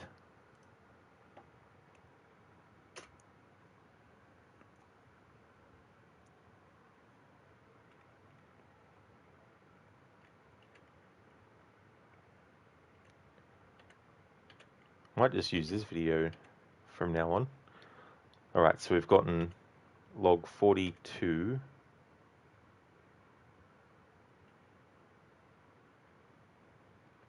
And 43. Log 44 is dispensary is empty.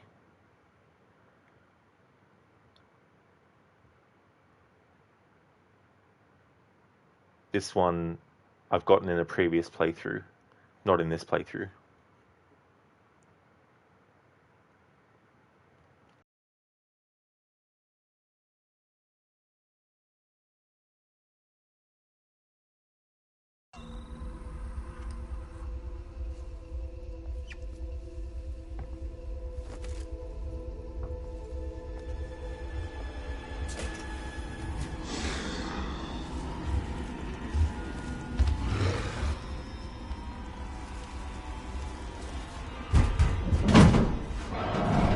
That was lucky.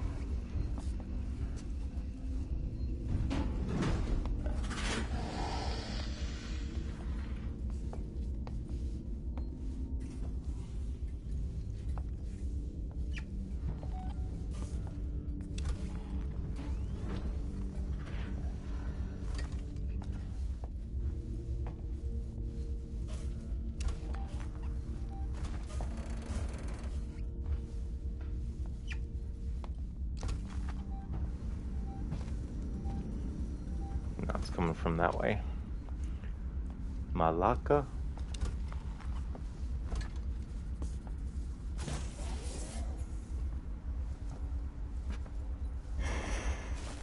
Let's go into the hygiene area. Mr. Gote, that alien is a chonky boy. Yeah. This is a spoiler for this game, but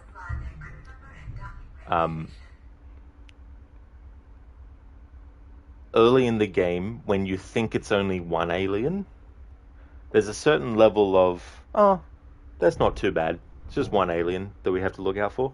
But when the game tells you and shows you that there's actually multiple aliens, then you go, oh shit. I love how this game does that. Because there is a certain level of feeling of security knowing early in the game that there's only one. But then when you find out that there's multiple, it puts you on edge more because then you're like, oh shit, you know, the one that I see isn't the only one that could kill me. There could be another one that pops out. Yeah, you did though. Yeah, you did hear me say Malacca. Yeah. Yeah, it's so funny with that word because when I played Assassin's Creed Odyssey, that's when I heard that word. But it turns out that I hadn't actually heard that first in that game There was a variation of it though, but in Assassin's Creed Revelations, there's actually a villain at the start who basically calls you a Malaka, or he says Malakia or something like that. So it was so funny playing playing Assassin's Creed Odyssey first, thinking that's the first time I've heard that word or a variation of it, but then realizing the next time I played Assassin's Creed Revelations after that first Odyssey playthrough, and then going, hang on, so it's quite funny. But yeah, Mr. Gote, why not go for 3 and a queen for a final stage? Yeah, exactly. Just have that. Devo, okay, you're Greek, so you're well aware of the word. I got you. Cool. Yeah. Yeah, there's actually, whenever I do a playthrough of that game, I keep a counter going for how many times we hear that word or a variation of it.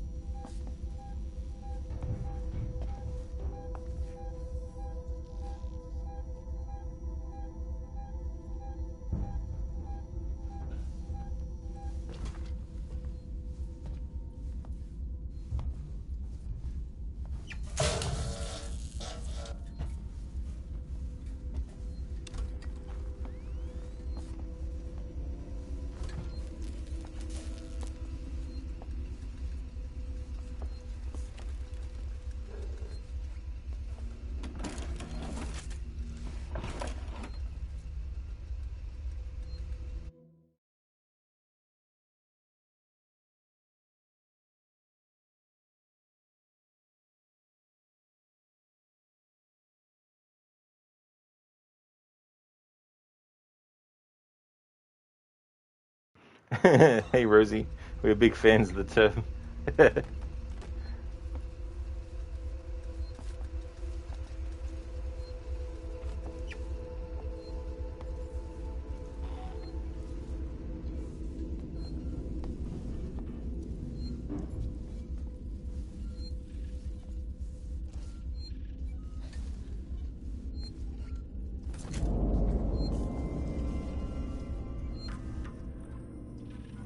Molotov.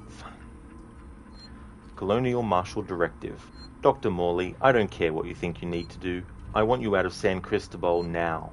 You know what we set up in there, and I'm truly sorry for what it means for the patients who can't be moved, but this is the only way. There will be no further warnings. Marshal waits. Morley, I need you out of medical. We've set up shop in the habitation tower. People are fighting over supplies. We've got more injuries coming in than we have the meds to deal with them, and my team is depleted, to say the least. I don't know how you'll break the lockdown, but if you need to access San Cristobal Central Wards, the code is 2505. Lingard. San Cristobal lockdown. San Cristobal Medical has been locked down by the Colonial Marshals until further notice. Sevastopol's medical team are setting up field hospitals throughout Sevastopol to deal with the ongoing crisis. Locations to follow. Marshal waits. Gas network exchange. Primary gas network function normal. Subsidiary gas network function normal. Routine inspection due.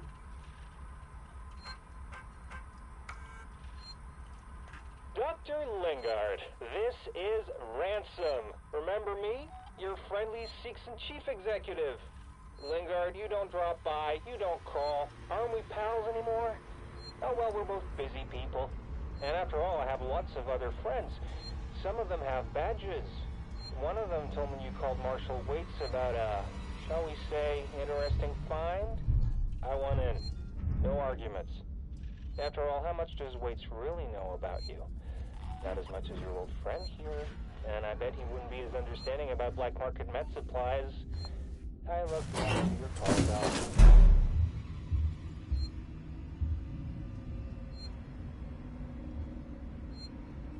The alien's like, wait a minute.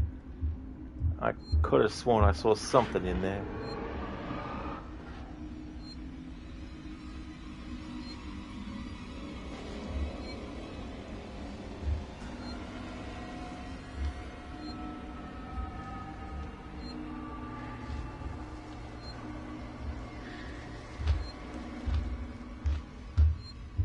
Rosie, you love that they use old computers. That's true. It's a very interesting kind of concept.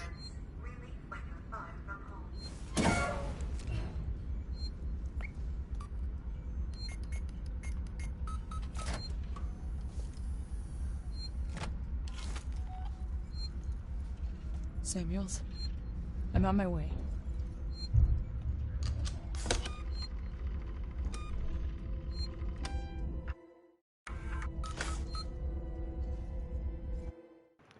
Alright, let's have a look over what we've just gotten. Alright, 44, dispensary is empty.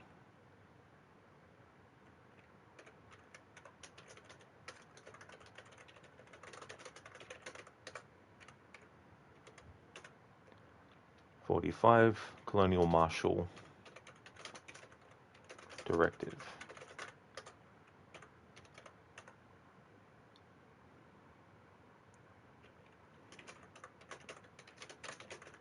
All the updates and codes.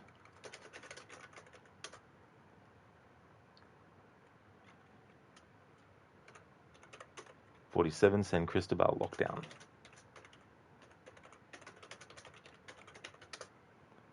And 48, an old friend.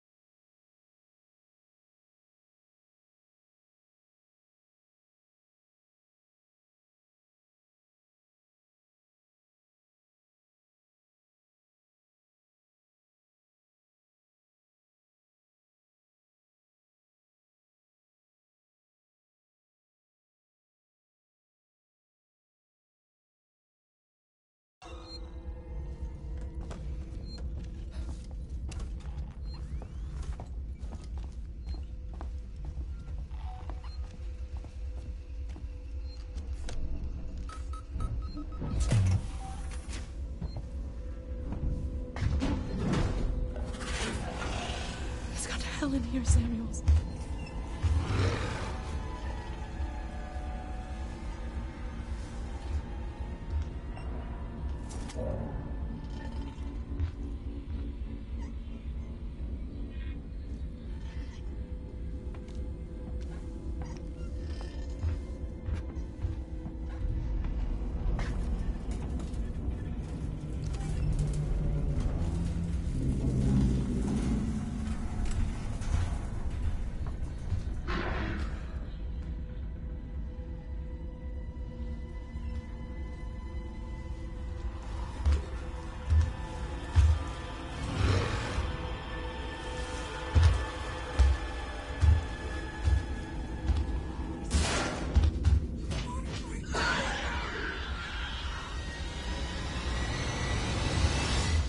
Well, they did not make a smart move there.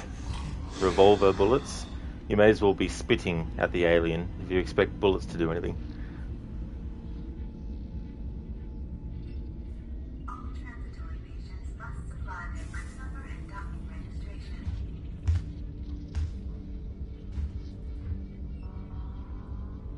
Hey there, Stan. Yeah, could you imagine using a hairdryer as a weapon?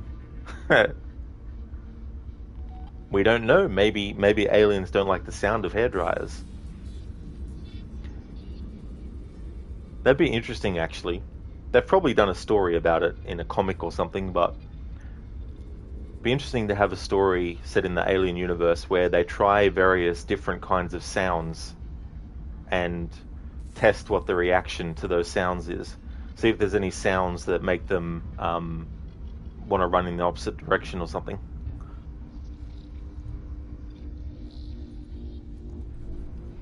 Maybe they don't like Mariah Carey's Christmas songs. Maybe that would do the trick.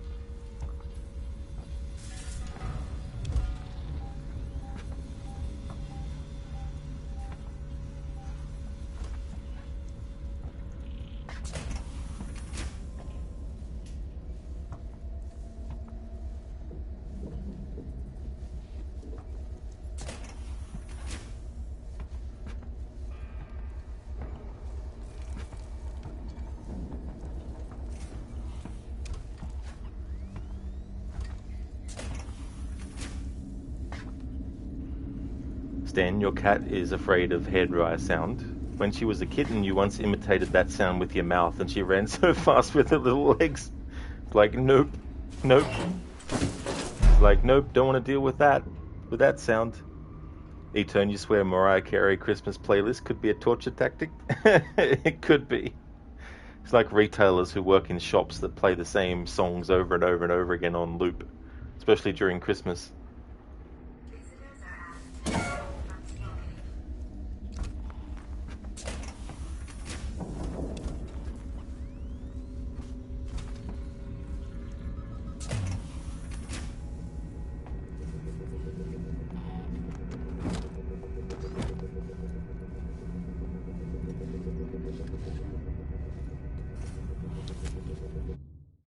Alright, new ID tag.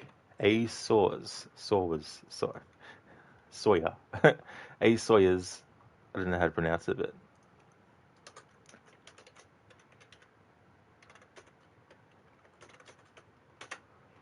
A. Sawyer's, last known location, San Cristobal Medical Facility, ID code 4005.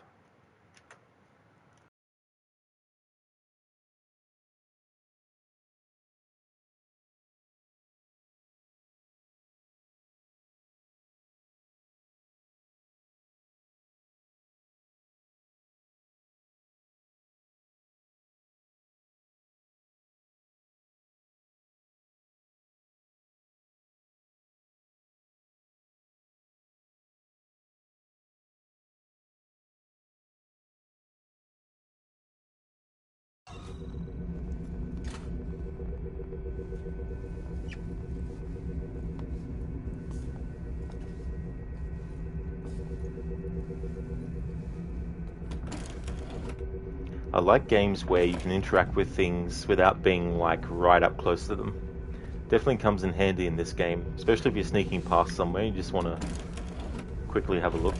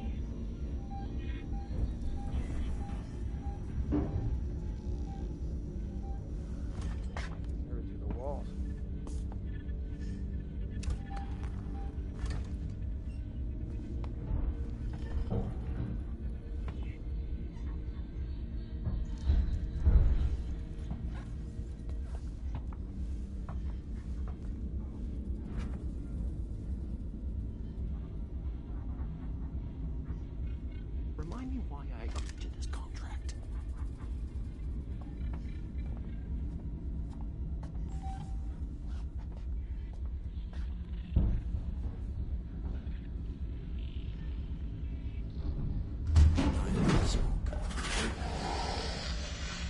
Am I imagining?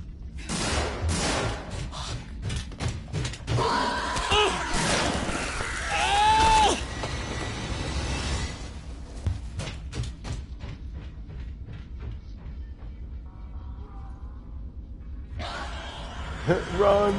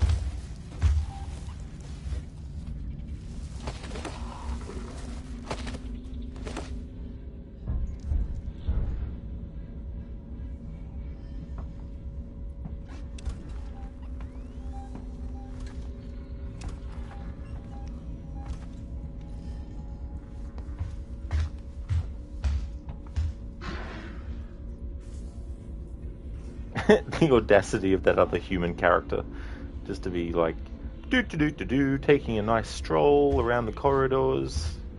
There's an alien, but it's okay. Just think of the positives. Constant state of positive thinking. Shit.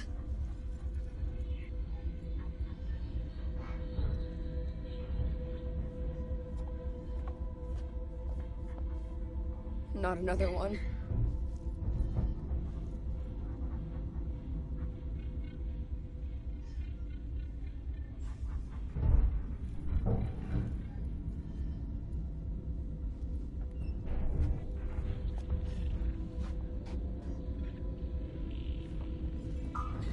I know you're out there.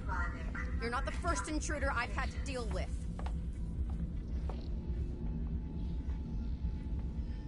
It's nothing personal.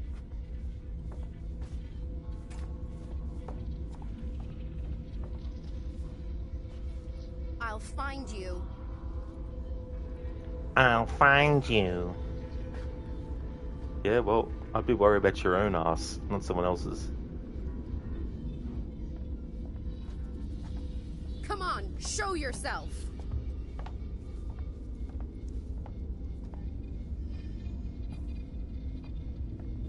I'll find you, you know. Nothing here. Must have moved on. Oh, fuck.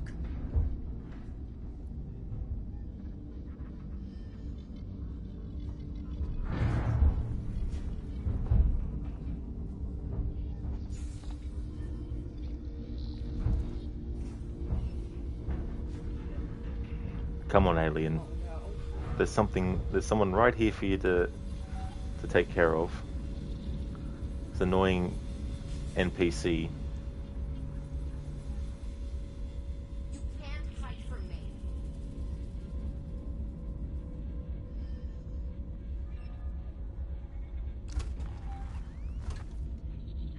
I know you're out there.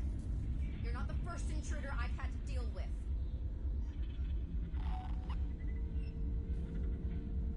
It's nothing personal.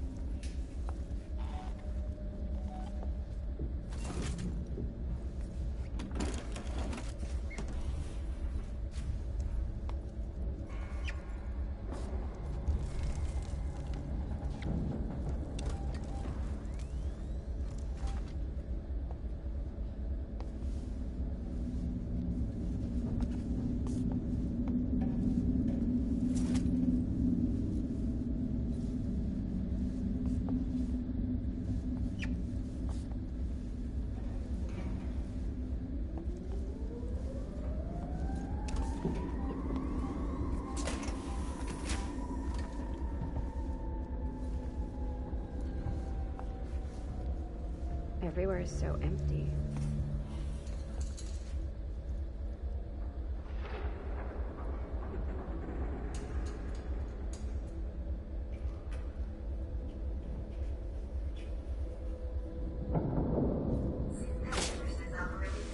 Oh, you asshole of the friggin' AI character.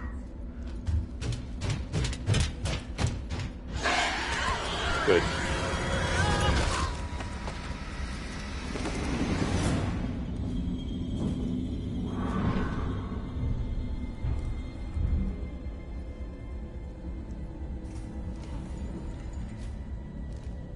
Hello, Ishimura. Welcome. How's things?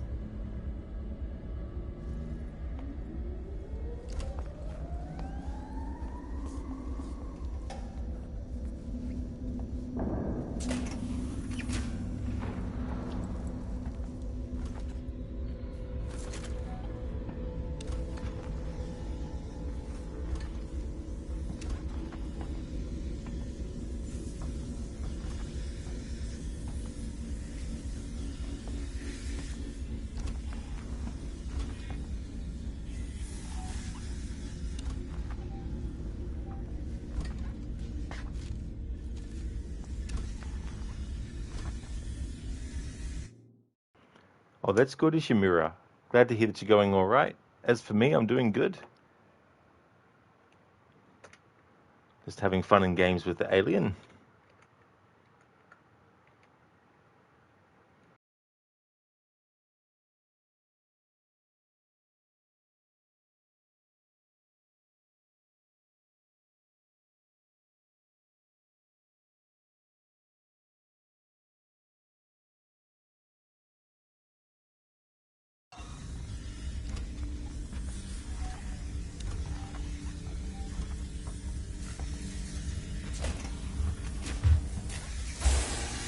You son of a fucking bitch of a thing.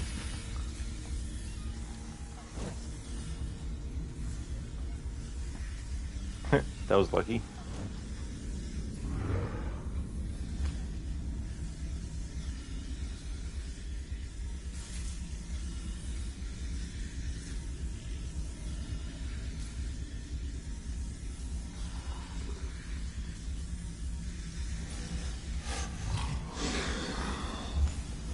It's not Rosie, no.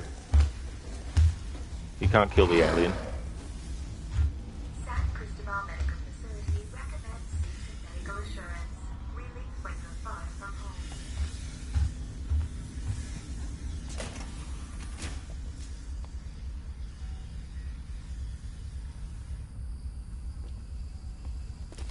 Samuels, I've got the meds. We're at the transit station outside medical reception. Ripley, we heard gunshots, and if we heard them, so did the creature.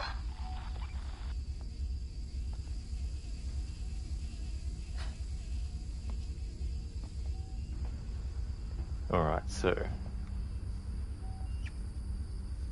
I'm in a different spot to where the guide is.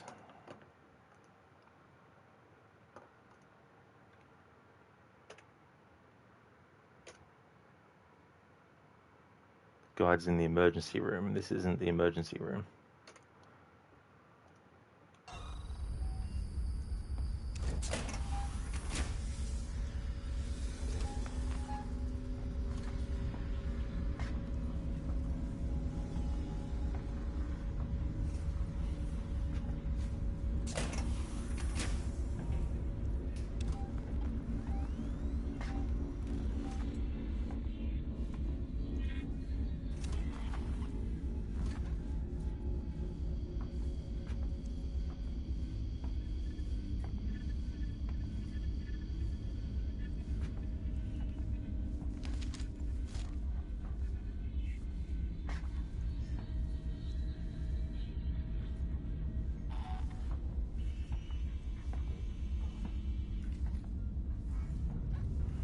This leads into this room.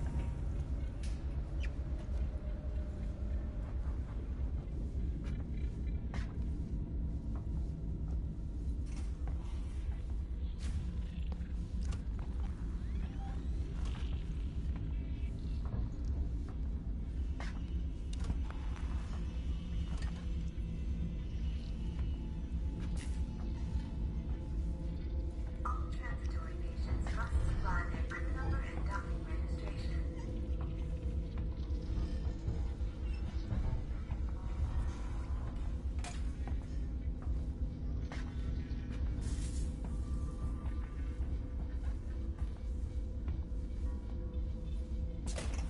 That's the analysis room.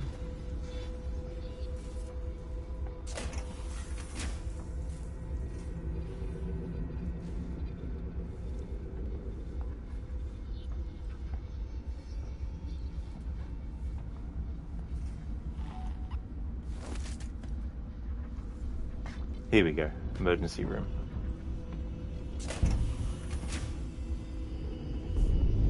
I want to get these archive logs in the order in which the guides I'm looking at get them.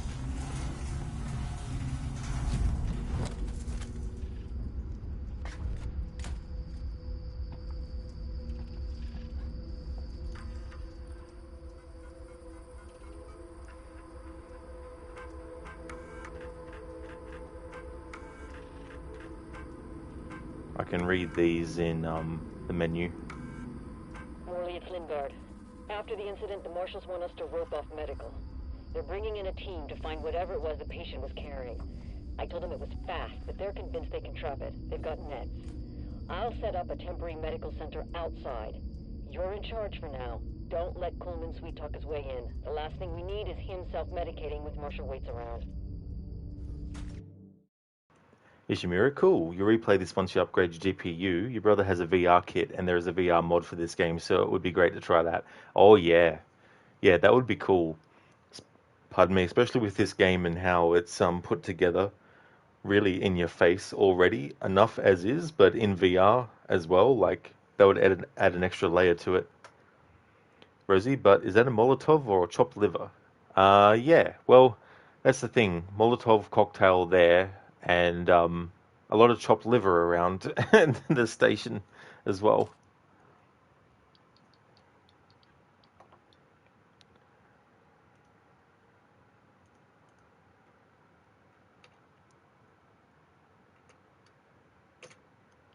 Okay, this is archive log 51 to 55.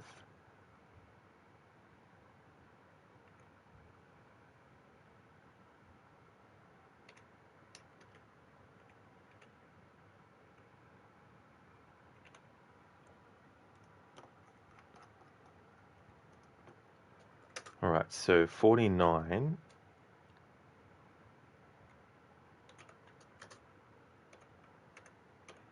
and 50 must be on that terminal that I saw before.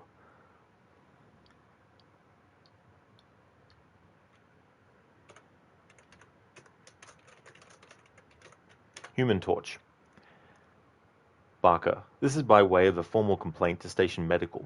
I do not want to be attended by an android. Any android. I am a senior Seegson executive with a significant financial investment in Sevastopol. I should be treated appropriately, by which I mean by humans only. Human touch? I don't know why I said human torch for.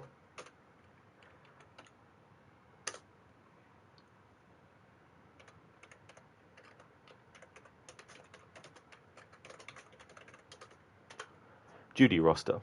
Lingard, duty roster 992137. Lingard, senior medical consultant. Morley, general medical practitioner. Kuhlman, general medical practitioner. Kuhlman, general medical practitioner. West, radiologist. Fernandez, dental surgeon.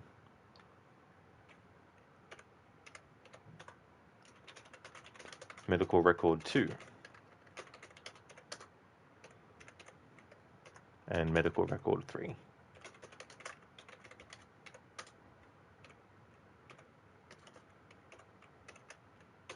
And the incident. Medical record 2, Lingard, Paul B. Dr. Lingard attending. Severe chemical burns to arms and legs.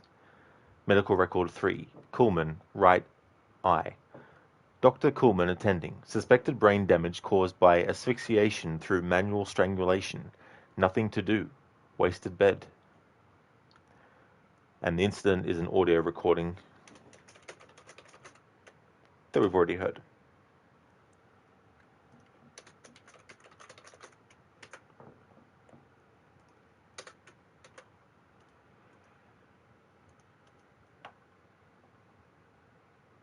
Ishimura, thank you for redeeming the Arnie in isolation. Thank you, thank you.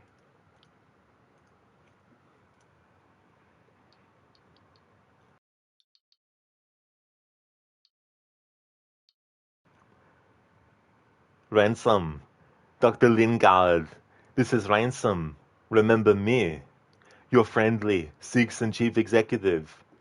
Lingard. You don't drop by. You don't call. Aren't we pals anymore? Oh well, we're both busy people, and after all, I have lots of other friends. Some of them have badges. One of them told me you called Marshal Waits about a, shall we say, interesting find. I want in. No arguments. After all, how much does Waits really know about you? Not as much as your old friend here. And I bet he wouldn't be as understanding about black market med supplies. I look forward to your call, Doc. Thanks for redeeming that, Ishimura. Thank you. Some words, you'll notice I slow down on because sometimes it's a tongue twister to say certain words with the impression, like here, dear. He doesn't always D his T's, but there are a lot of moments where he does. Like when he says Avada do. Avada. Go see Avada. Avada do. Avada 3.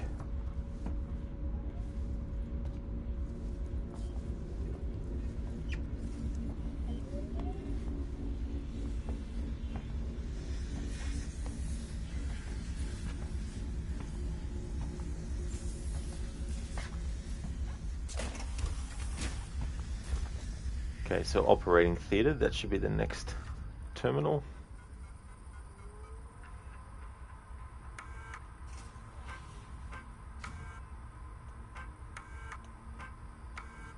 Turner, we've had something go down here in San Cristobal. Tape off the scene and make sure it's not touched until Garcia comes in with forensics. Keep this quiet for now. I want total silence. Last thing this station needs is a panic. And one other thing, if I find out who leaked this to Ransom, I'll make him eat the fucking badge. He turned up, quoted Seegson privileges, and had a ringside seat for the whole goddamn mess. This is a serious incident. I don't need Ransom making it more complicated. Do you read me? Waits out. Hey there, White Reborn. Welcome on in. Ishimura, yeah, it must be hard. Wish you could do an Arnie impersonation. It can be, you know. Sometimes I practice doing letters on their own. A, B, C, D, E, F, G, that kind of thing. Then when you have certain words together, like if I was to do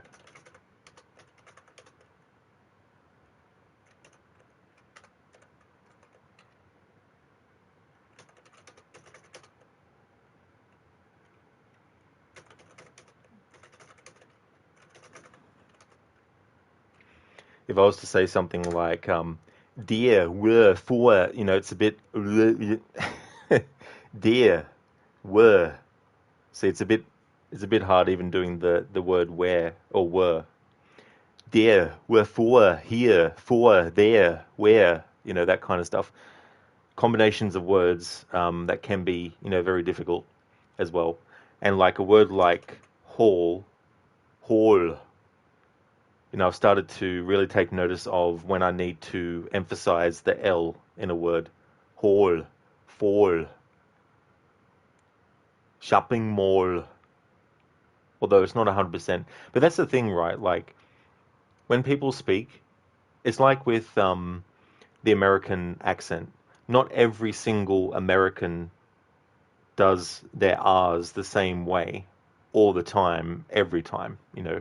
Sometimes you'll have different variations depending on, you know, the part of the place that the person lives in and all that kind of stuff. And so there's some words that I'm sure even Arnie doesn't say the same way, exactly the same, every single time. It's not White Reborn, no.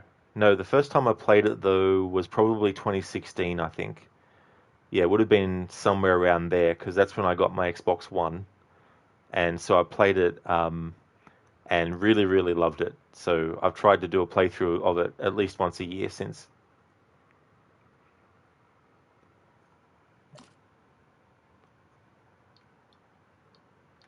Okay, so now we have 49,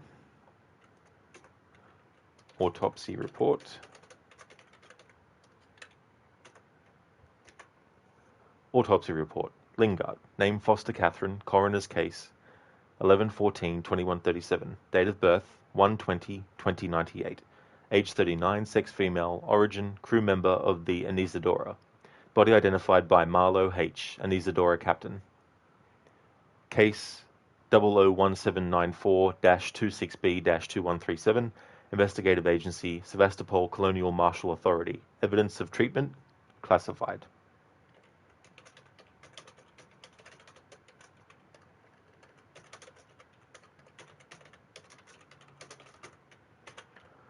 Alright, and that is that. So that is that covered.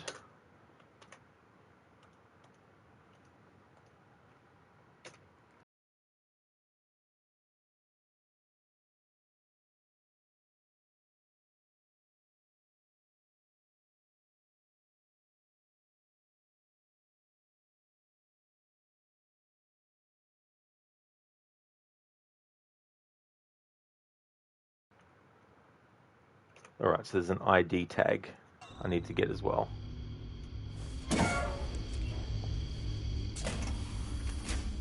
That's in here, which I forgot to get.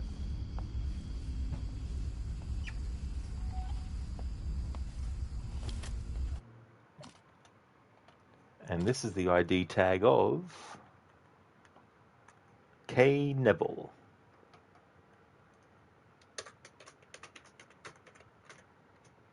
K. Nebel, last known location, San Cristobal Medical Facility, ID code 2845. Ishimura, you're kind of surprised he still has the thick German accent after all those years in America.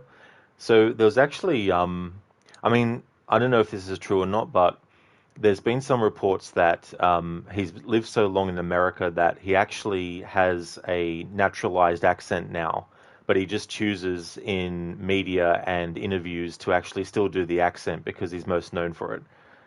But then again, that could be untrue. I don't know. But I've heard that in some circles and things. Don't know if it's true or not, but White Reborn, did you change console from Xbox One to PS5? Yeah, I did. So with the Xbox One, I ended up having to get an Xbox Series S. Then, with the Xbox Series S, there was an issue that started happening when streaming any Xbox game, where on the broadcast there would be stuttering audio the whole time. And because I didn't know whether or not it was going to be fixable, I decided to start streaming more from my PlayStation, because I had actually bought one before the audio issues were happening with the Xbox Series S on broadcast. And so I had that to jump to, thankfully, so I could still do the playthroughs I wanted to with the games that were multi-platform. But yeah, primarily since then, I've become a PlayStation console streamer, not a Xbox One. Although Xbox 360, Xbox original games, I do use an Xbox app now and OBS to stream with. So I can bypass the internal streaming software. Or, well, yeah, it's more of a software issue, not a hardware issue. So I can bypass the software issue.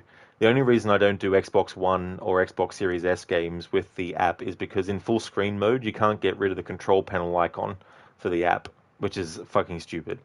So I only do streams of Xbox Original and Xbox 360 games with the Xbox app, and then any other games that are on the PlayStation as well as the Xbox, I just stream on the PlayStation. Ishimura, that thought crossed your mind, but you figured it would be too hard to keep it up. Yeah, I mean, there is definitely a difference in how he sounds, and you can chalk it up to an age difference, because as we age, our voice can be altered, and the way that we say things can be changed. And, like some people, depending on their dental, hygiene or, status, they might have lost teeth or things like that, which can affect how, your voice sounds when you're making certain, sounds and stuff. But there's so many factors that can go into someone's voice changing as well. But I mean, if it is a thing, I wouldn't be surprised.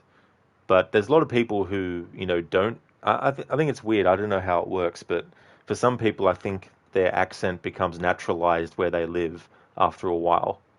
But there's a lot of people that get a combination of two different accents eventually. Like if you listen to Nicole Kidman speak, for example, she speaks very differently when she started doing primarily work in America versus when she was doing work primarily only in Australia in her early career. But that just comes with different things, and some people might put something on for their voice. I've been doing streaming for so long that I do actually have like a streamer's voice. My natural Australian accent doesn't really come through 100% normally because I am doing something subconsciously to pronounce certain words a certain way and all that kind of stuff. But when I get angry at a game and start swearing, that's when I start to actually sound the way that I would in normal sort of like, circumstances and stuff. So there's also that as well, depending on what you're doing when you're speaking.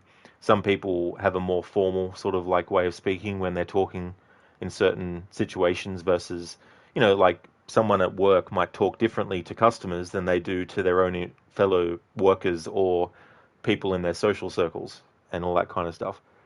But you can still tell that I have an Australian accent, though. It's just that it's only really when I swear that the full extent of the accent actually comes through as well.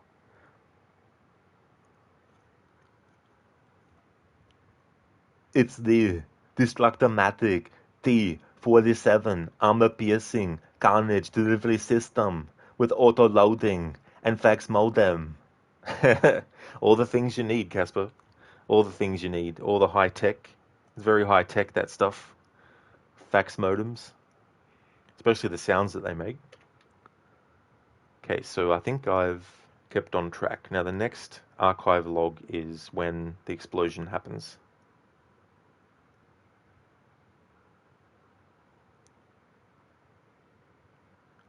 Which is a recording. Pause the video there. Ishimori make a lot of great points. Yeah. Because, in certain circumstances, it's like how people act as well. Not everyone, when they're at work, acts the same way that they would amongst their friends and things like that. It's more than just how someone like speaks. It's also the kind of things that they would say when relaxed or do when relaxed.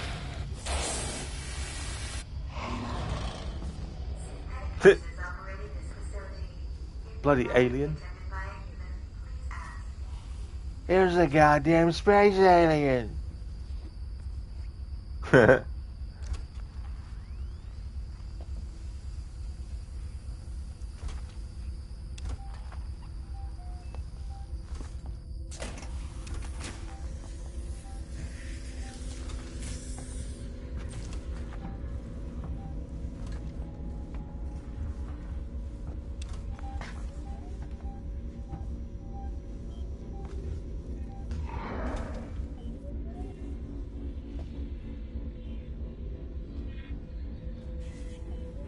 So what's that from, Casper, actually?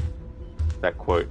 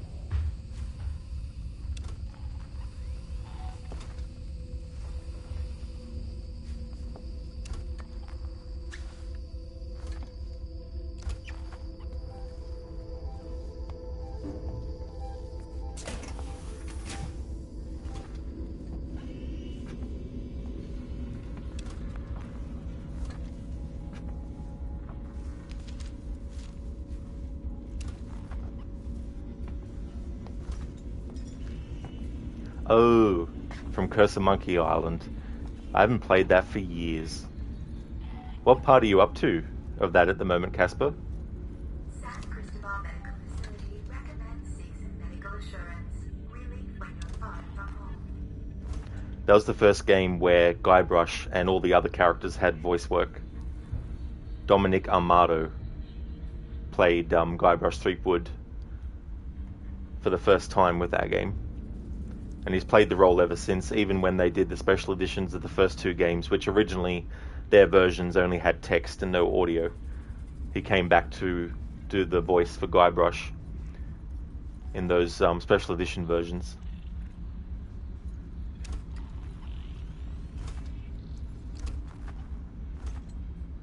You give me a clue? Okay. I don't know if I'll remember the context of what the clue might be offering, because it has been a very, very long time since I played Curse of Monkey Island.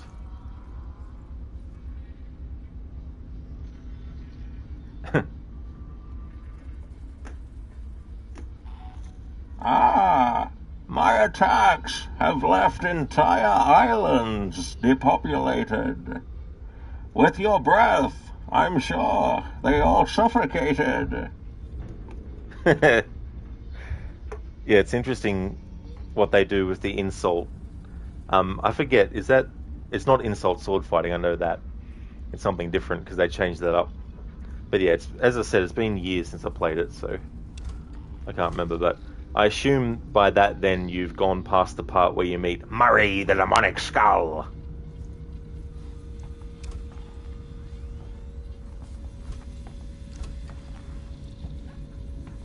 Medical reception's a no-go. I can't get out. That's the only way through. Ripley, this is a public hospital. There has to be an evacuation procedure.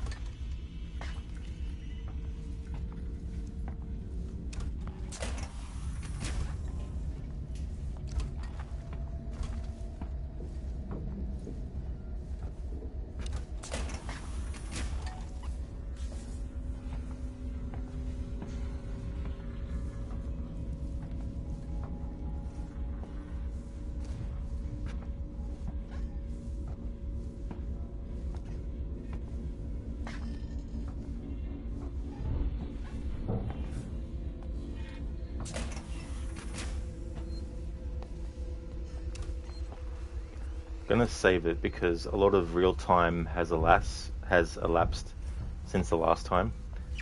Besides, I don't have to recollect and re-interact with all of those things again if I die. So I'll make a save here now. Casper Rock can do a Murray impression?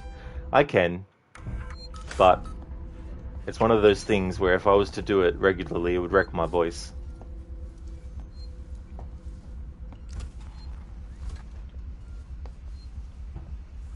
So yeah, it won't be becoming a audio redemption.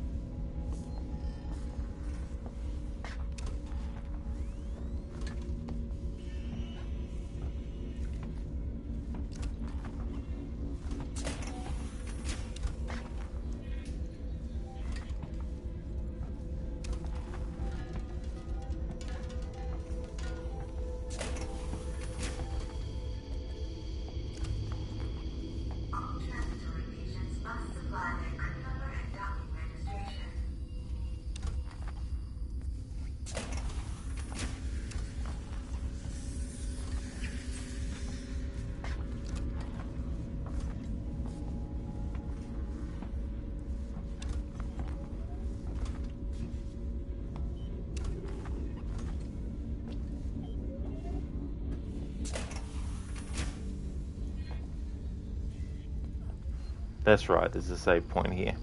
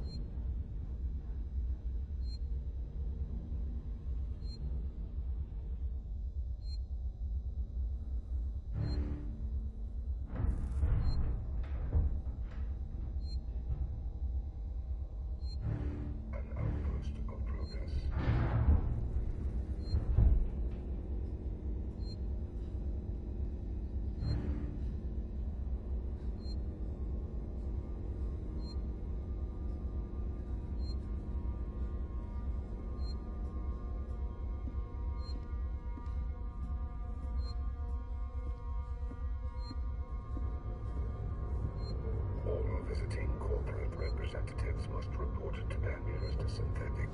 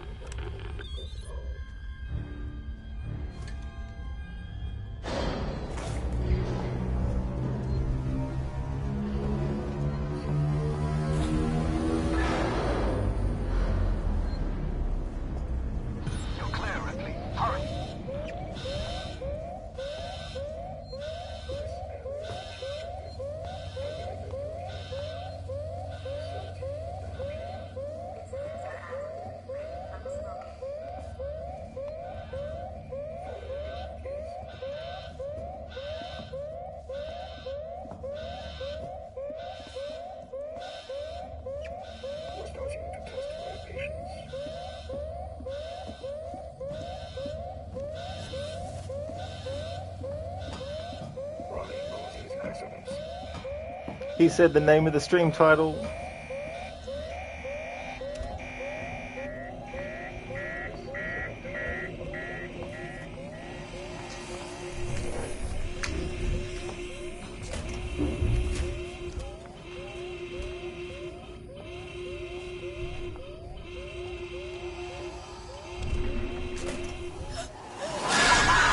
Rookie mistake.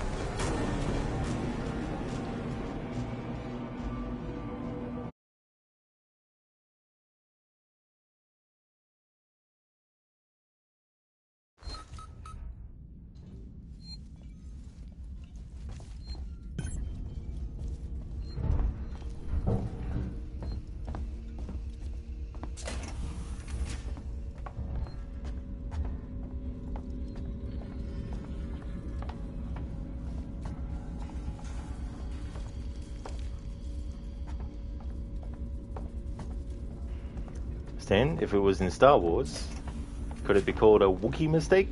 Absolutely. They'll definitely fit.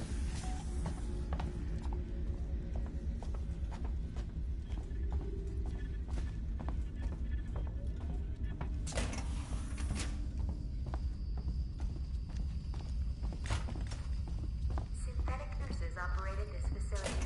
If you'd rather be attended by a human, please ask.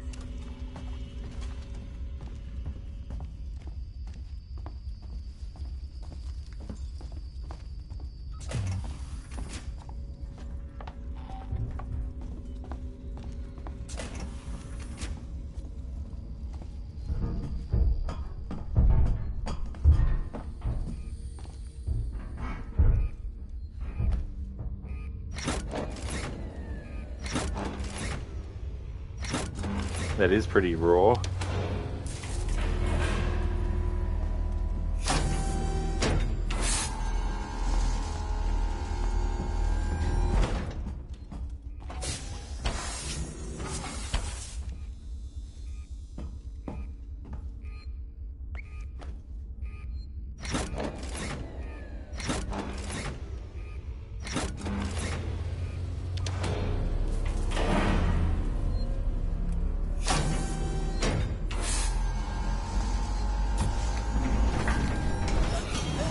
Come on.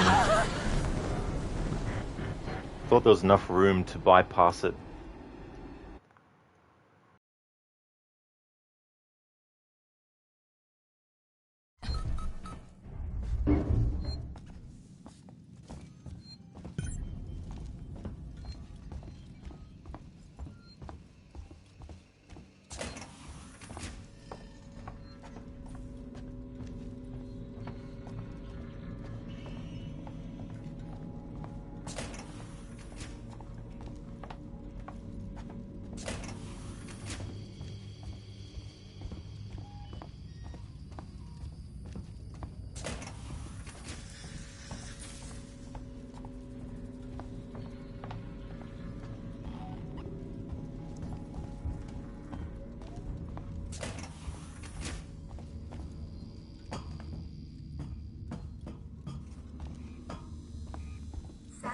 our medical facility recommends seeks and medical assurance when you're far from home.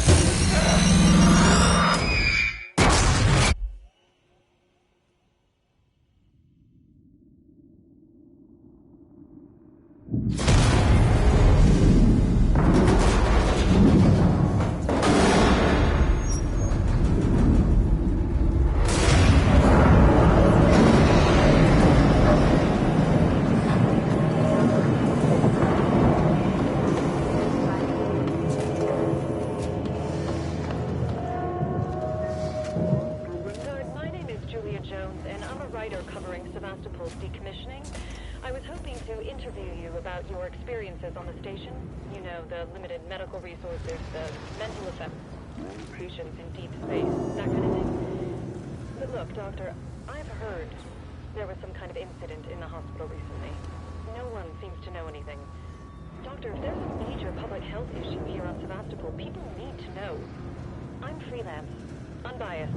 I don't have any corporate affiliations. Let me be a friend to you. Call me.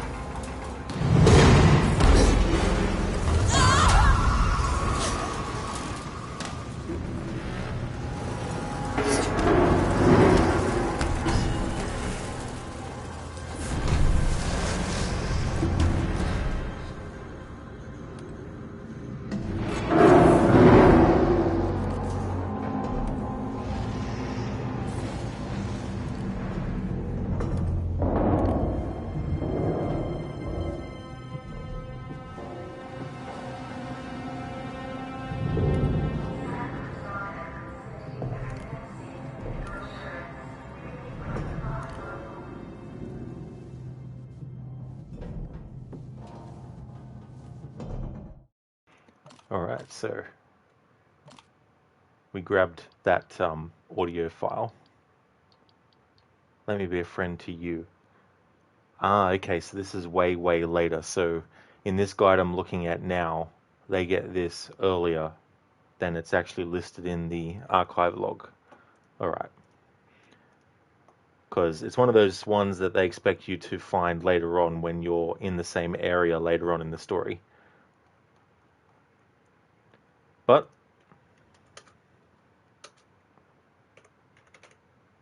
let's put it in. Let me be a friend to you.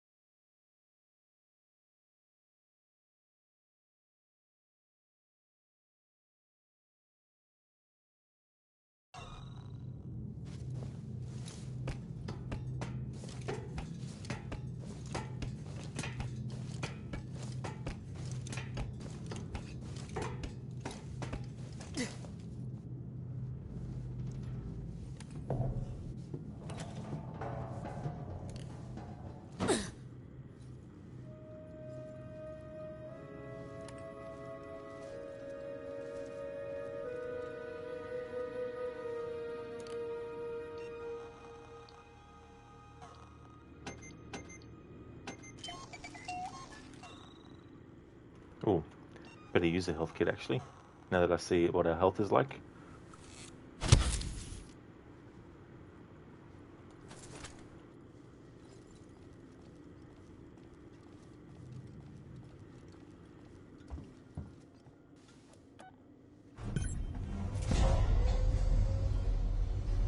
Cup of Joe's.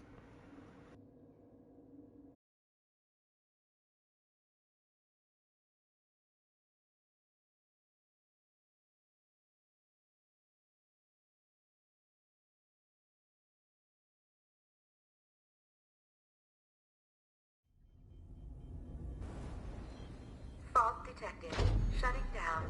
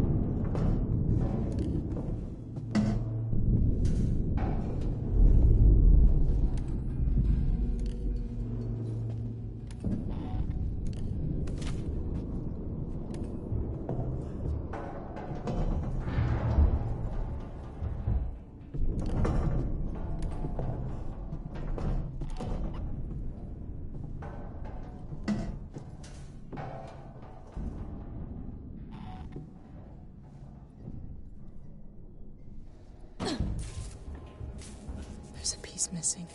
I need to fix that. Elevator malfunction. Repair required. Be more. Just shoot anything that moves. This is so fucked up. Keep it together. They just killed him, and now they're dead too. So just calm down.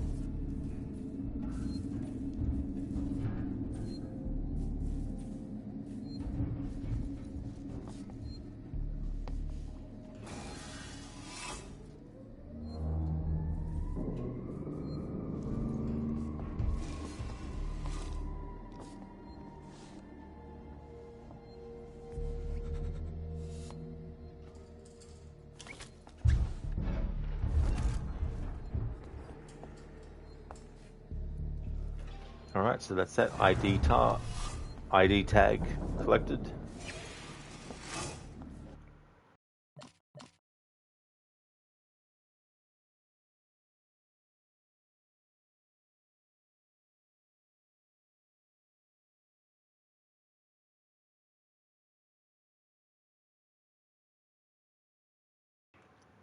O. Sans Gomez.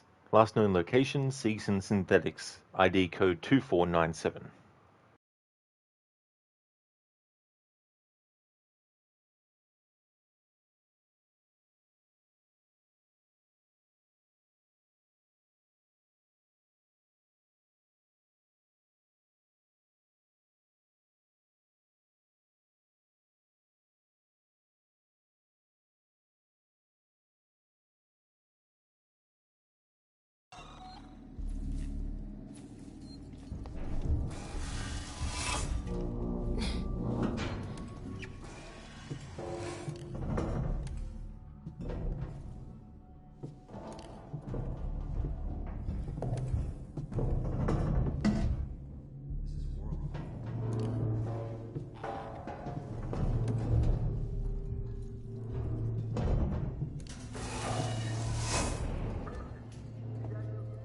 Mahoney, thank God. We got jumped. Looters. We saw it on the security feed. Can you get up here? We're trapped. Elevator's out. You're right by systems and synthetic storage. There's all kinds of stuff to fix it. We don't know where to look. Boot up a requisitions android. Is he insane? Peterson wants to know if you're fucking insane.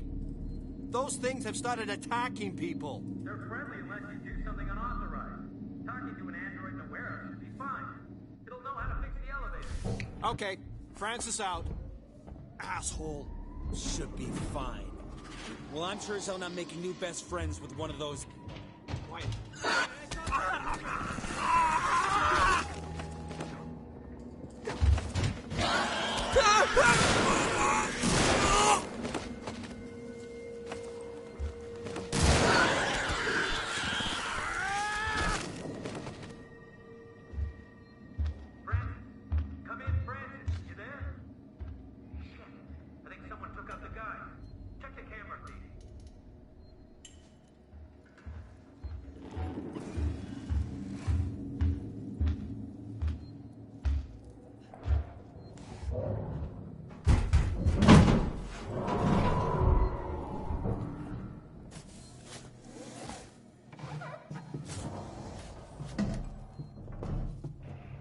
Hey, welcome back, Neo.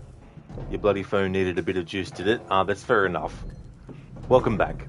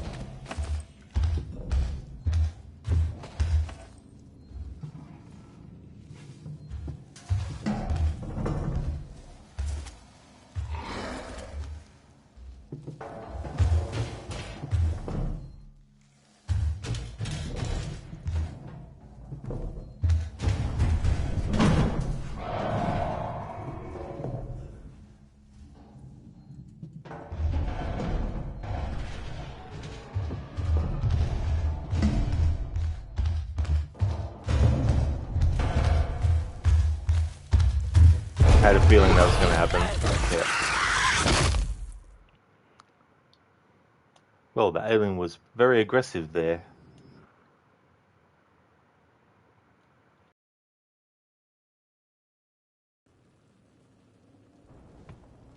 Fault detected. Shutting down.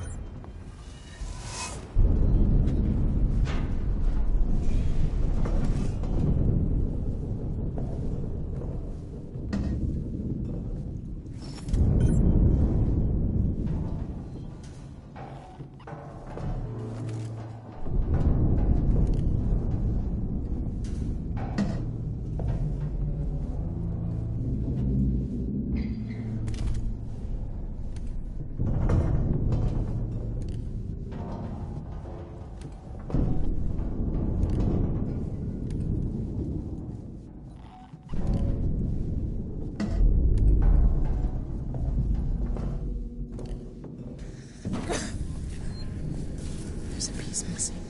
I need to fix that.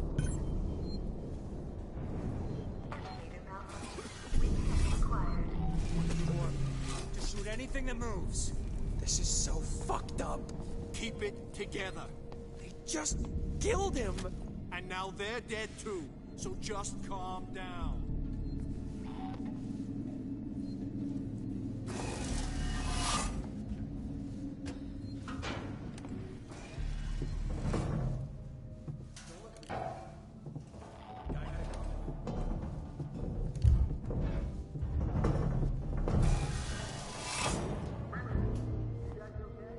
Mahoney, thank God. We got jumped. Looters. We saw it on the security feeds. Can you get up here? We're trapped. Elevator's out. You're right by systems and synthetic storage. There's all kinds of stuff in there. We don't know where to look. Boot up a requisition bed. Is he insane? Peterson wants to know if you're fucking insane. Those things have started attacking people.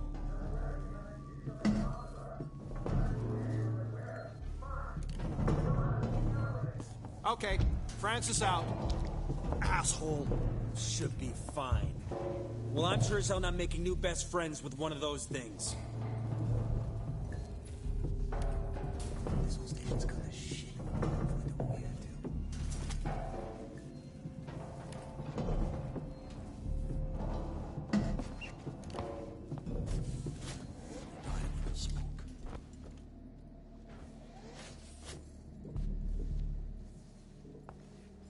We're not alone. Something heard the shots. Give it a rest.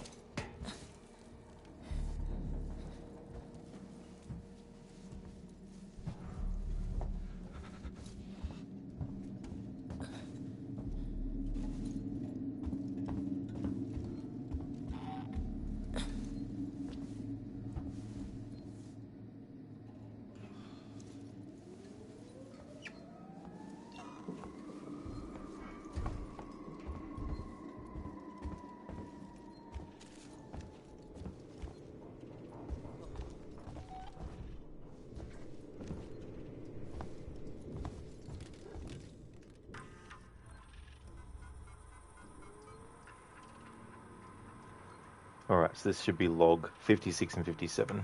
This whole station's gone to shit. We've only done what we had to.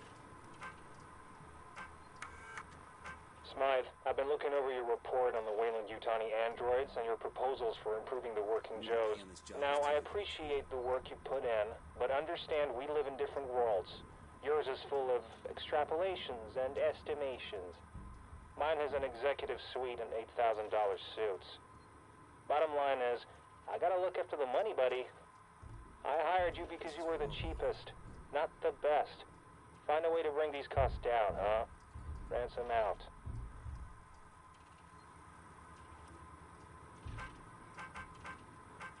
Don't look at me like that. Weyland-Yutani are years ahead. Report, Smythe, Head of Synthetic Development. I just received schematics for the 120-A/8. I don't know how much we paid our mole, but the Seegson board is going to need to shell out a hell of a lot more. I know this seems old tech for Weyland-Yutani, but it's beyond anything we're capable of. Our key executives and shareholders won't listen, but we need investment. The company and all its subsidiaries are light years ahead of us.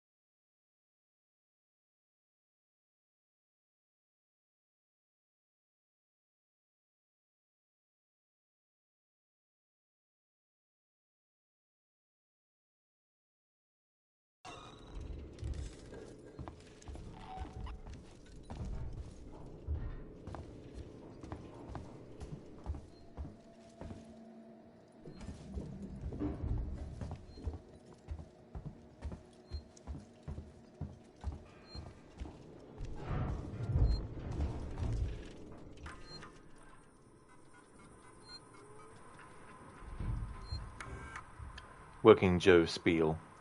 Russell, here's my spiel for the potential clients today. What do you think? Spedding will hang me up to dry if they don't bite. Welcome, gentlemen, welcome to the buzzing heart of the Sevastopol synthetic solution. Next up on your tour will be the Systech Spire and the Apollo core itself. But first, an example of Android self-governance. When Apollo synthetics require a little more care than the repair wards can provide, they come here. We believe this is the first rollout of fully automated synthetic-to-synthetic medical intervention. No human expertise required, no costly human surgical training. All data is streamed directly from Apollo, and every incision recorded in its logs. This is the future, gentlemen. Tomorrow, together. Storage inventory. Russell, upstairs want a full rundown on what we've got stacked in component storage. There's some useful stuff in there, some junk. They want value estimates too. Smythe.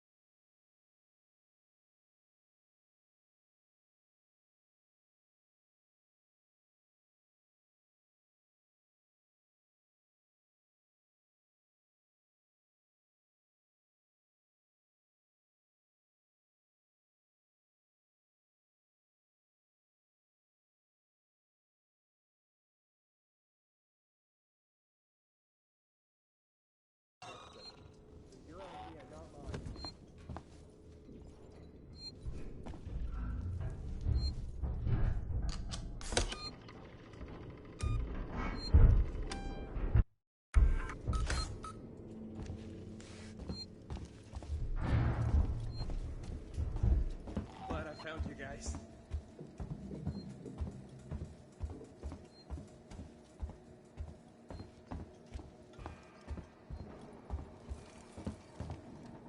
There's something up the vent!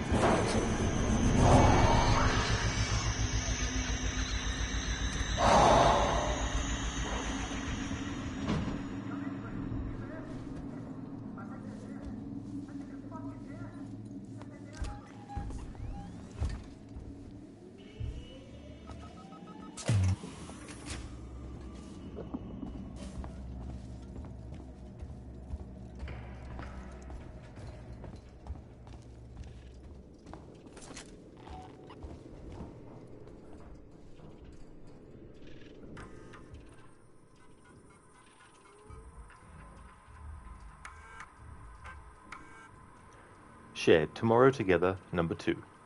Together Tomorrow, Seegson's Journey into Colonial Space, an official history by Sebastian Sieg, first printed in Eye on Seegson. Our Remarkable Growth. Sieg and Son proved to be the backbone of colonial faster-than-light expansion, providing reliable components that could carry humanity deep into space.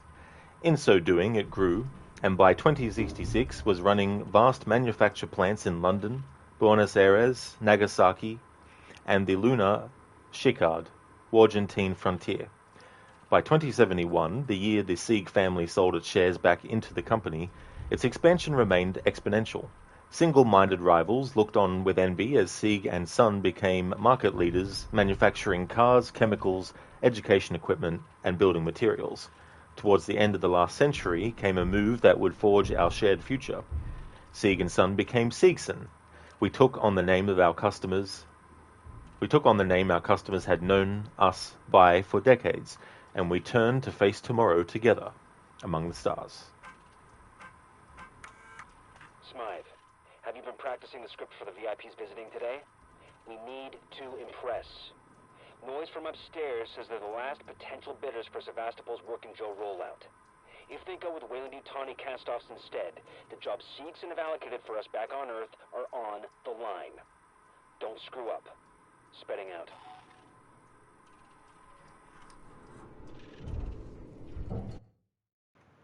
What a great way with this game as well to be able to incorporate androids as a thing without having to worry about necessarily making sure that it doesn't interfere with any kind of like android that we had already seen in Alien, i.e., the same type of android that Ash actually is.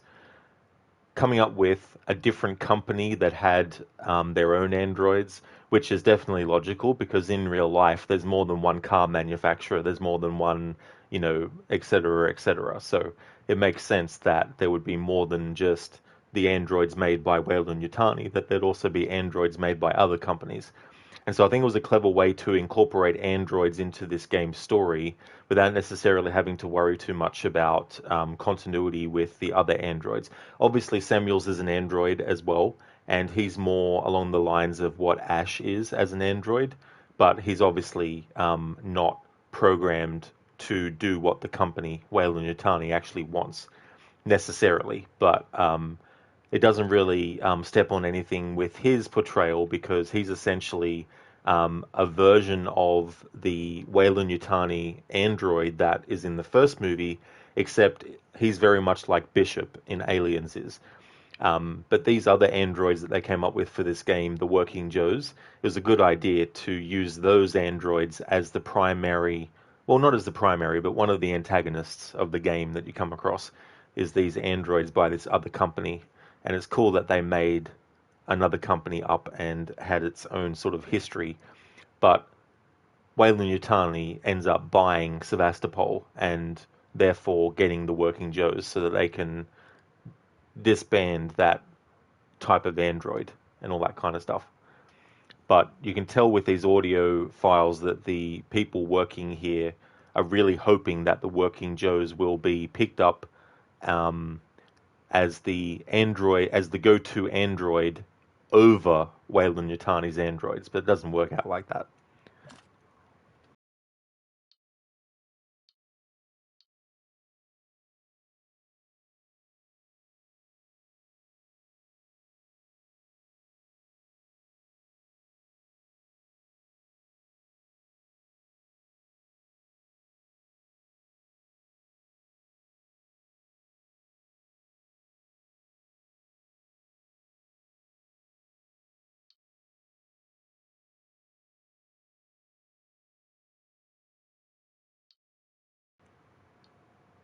Alright, so that's the two that we just came across. In the previous playthrough that I did, I had interacted with other computer terminals, which means it still records that for future playthroughs. But I still need to physically actually interact with the terminal to unlock the entry, even though I've already got it technically. But for this playthrough, I want to cover it all. So 62 and 63 I've already gotten in a previous playthrough, but we're tracking to be up to date with the ones that we can access at the points in which we can access them.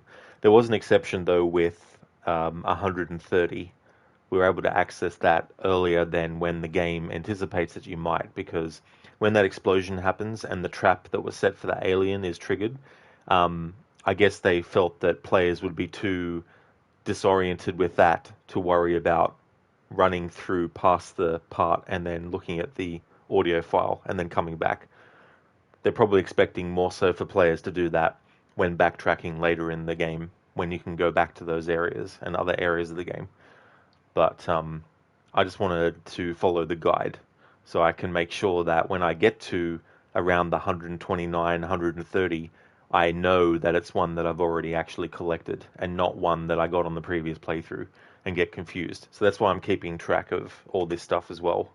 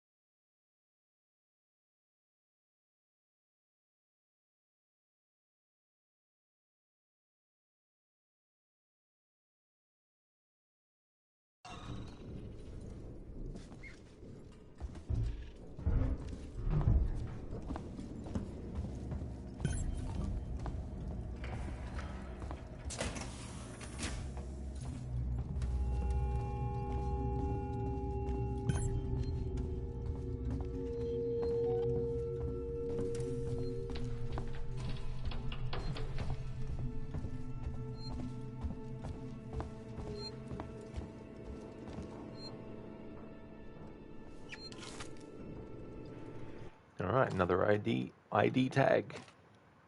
This one is N Brunswick.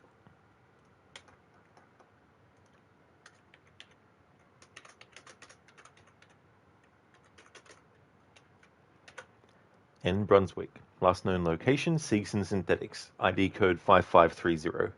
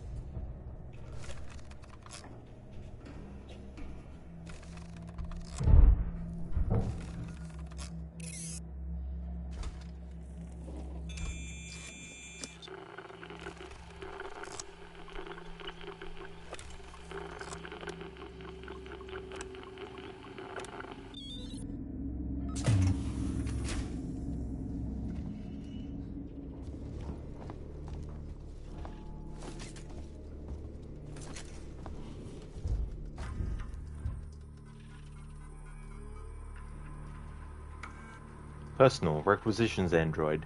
Spedding, now you've fired me, you'll have to descend from your ivory tower to pick up the slack. The guys decommissioning Sevastopol have free access to supplies and storage, but everything will need logging. So use the requisitions android. Power him up, let him out of his box, and watch him go. Just like me, huh? By the time you get this, I'll be dead drunk in Gillen's bar. I guess you already know this, but it's been pure hell working for you. This is the best thing that's ever happened to me. Smythe. Elevator out.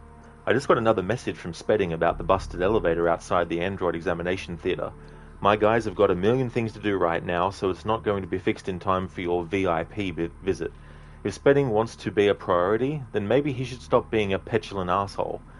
It's an easy job. Off the top of my head, I can tell you the parts you need are in component storage, row 1, stack B. If you can't find it yourself, ask the requisitions android. Just get off my back. Chief. Smythe, it's Spedding. You knew full well that these guys were the last bidders for Sevastopol's Apollo system, and you totally fucked the android presentation. They're not interested. So no bonus from me, no half share for you, and God only knows what it means for the suits upstairs. That's got me pissed. But you know what's getting me even more pissed? I have to stay on Sevastopol to oversee the synthetic shutdown while you go home. Don't have nightmares on the trip back, jackass.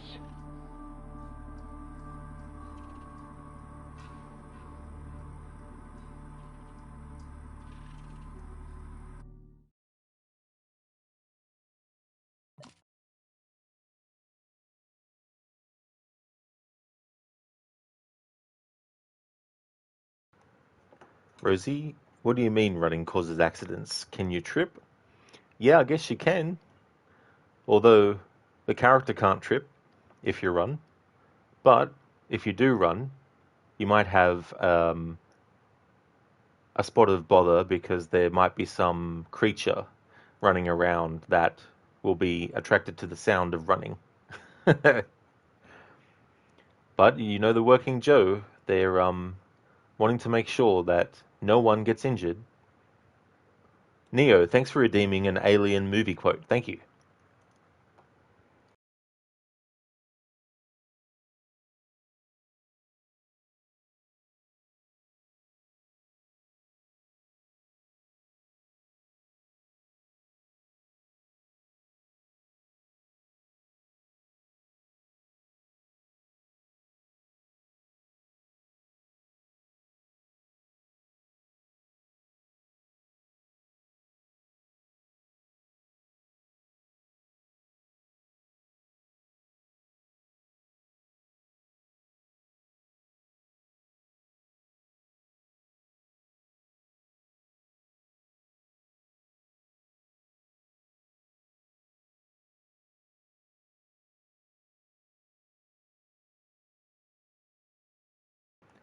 Okay, so I've got it.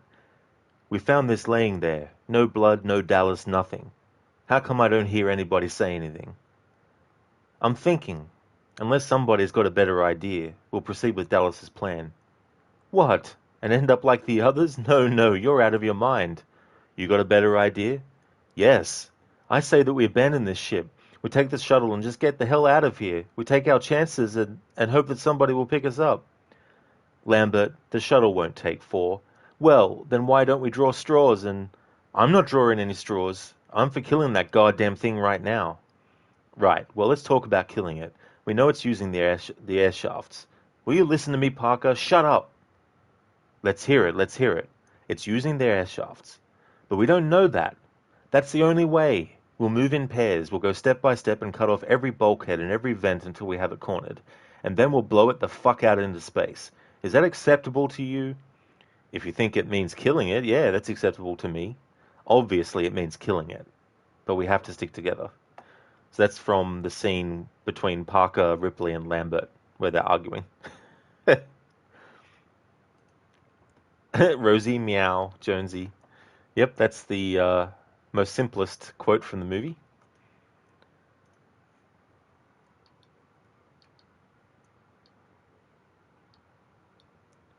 Okay, so 64.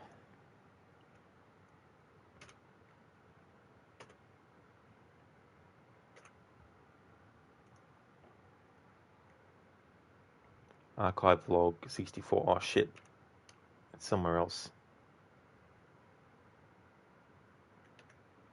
Oh no. That's a different part of the thing that I'm up to. Alright, so this was logs 62, 63, and 65. 62 requisitions Android.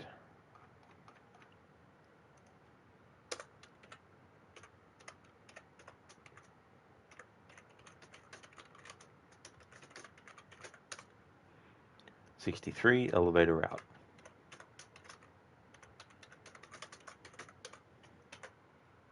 '64 is coming up. 65 is last bidders audio log.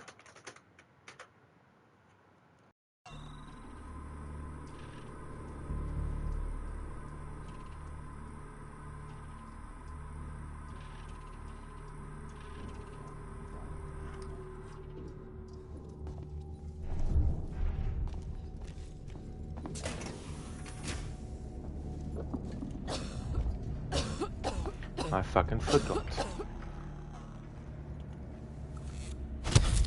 Yeah, this will get us to full health.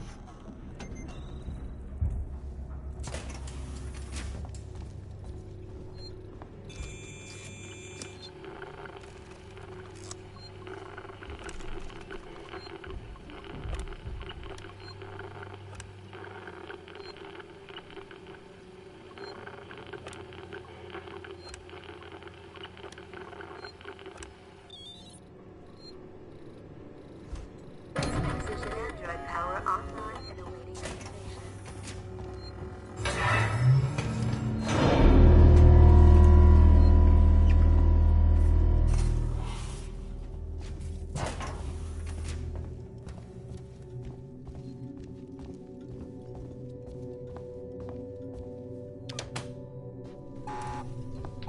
Play nice.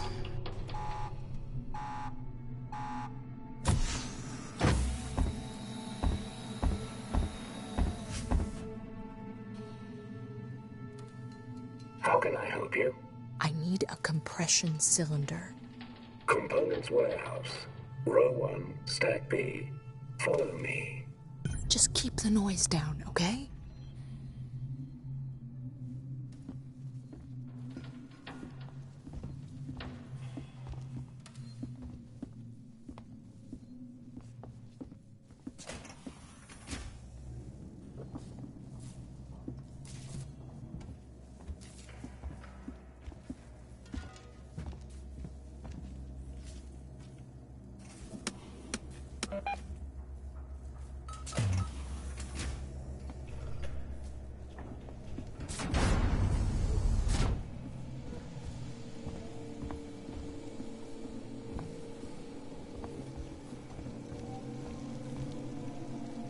Here we are.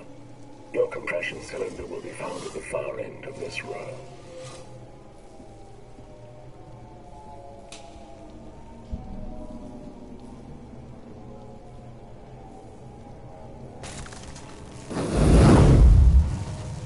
Toasty!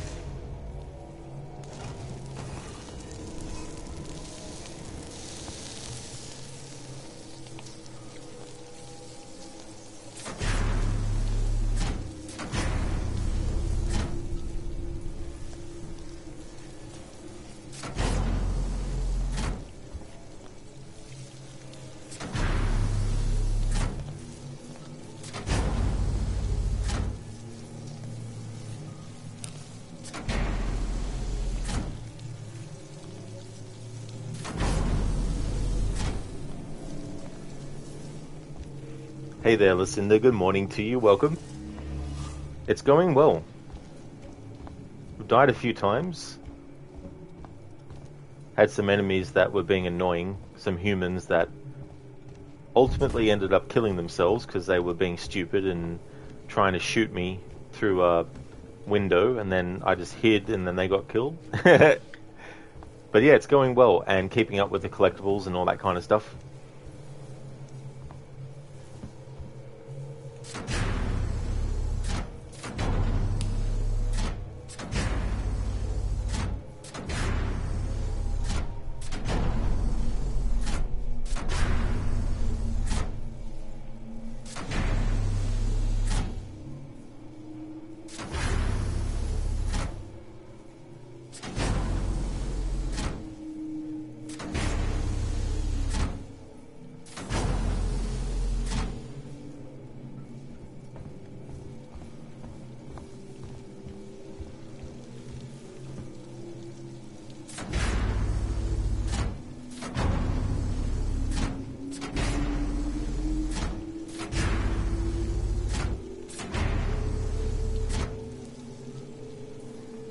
Lucinda died a few times. I thought you were briefed on the Sevastopol safety protocols.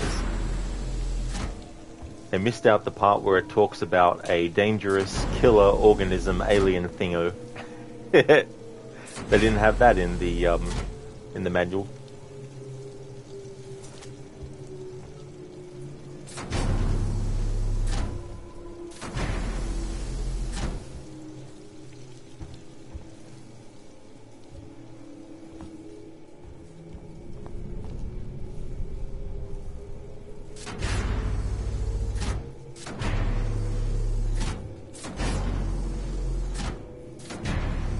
And I managed to have one of the androids say the stream title. Running causes accidents.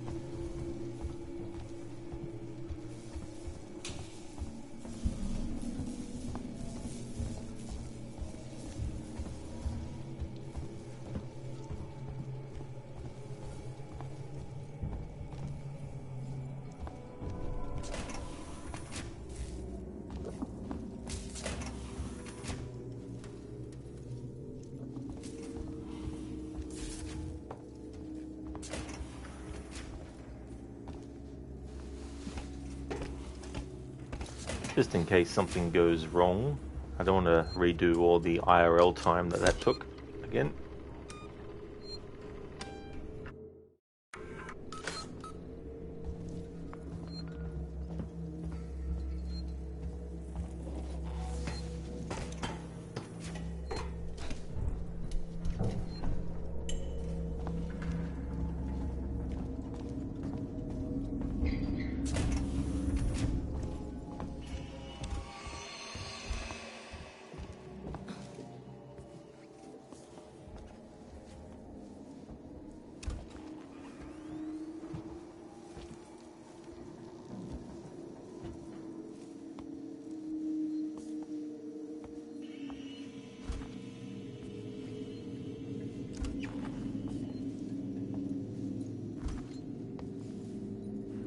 There isn't, Lucinda, no.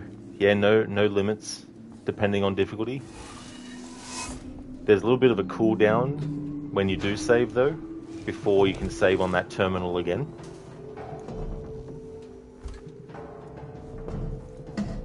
Hey, Hermione, welcome back.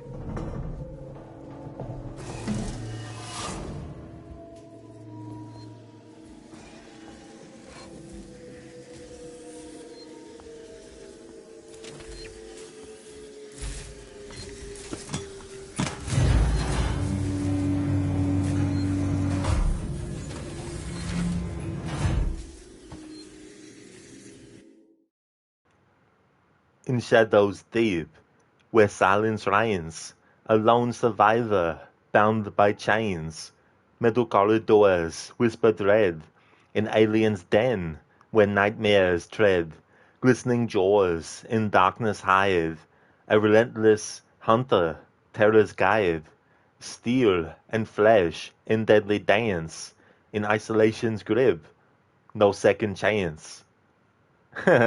Thanks for redeeming that, Hermione. That sounds like a customized. Oh, there was a poem written by ChatGPT with the prompt, write a scary one-verse poem set in the world of alien isolation. Oh, cool. That actually worked out well. Nice. Thanks for redeeming that as an Arnie impression. Neo, has the game made you jump yet, Rod? Whenever I jump in a horror game, it's only a physical thing. It's not a scream or yell or anything like that. But sometimes it happens where I'll get a jump and just have a little bit of a, little jump. But nothing dramatic, though. It's not like I'm leaping out of my seat or popcorn flying up in the air kind of thing. Just a slight jolt.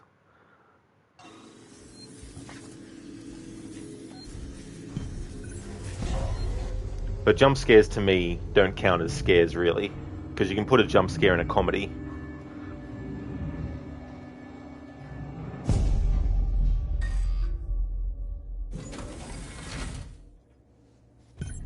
You could even put a jump scare in a romance comedy. Two people staring into each other's eyes lovingly, and then boom! Something happens and crashes. That can be a jump scare. It's not even in a horror movie.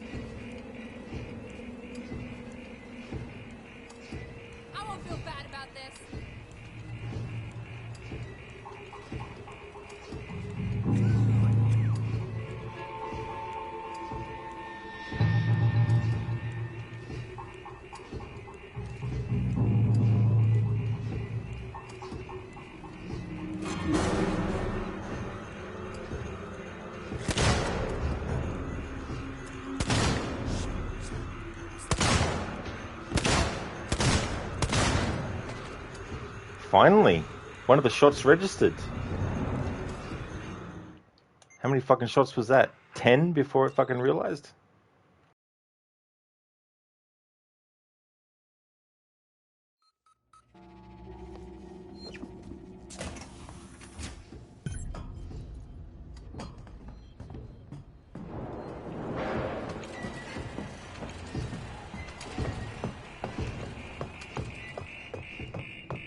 This place. What's that?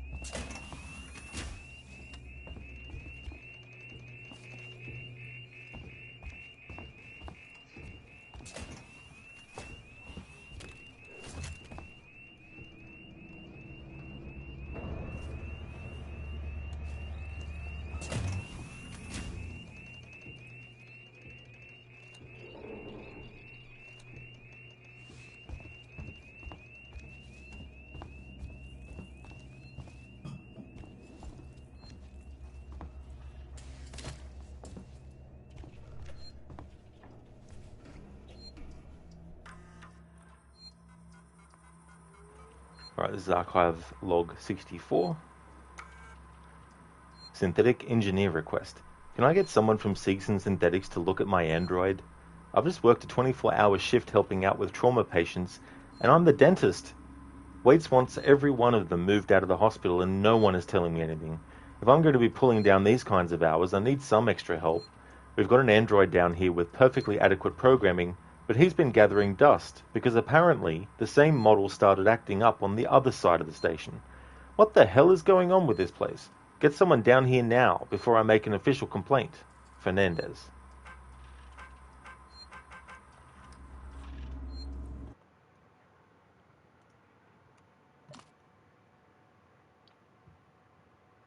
So that covers 64, which was previously not accounted for.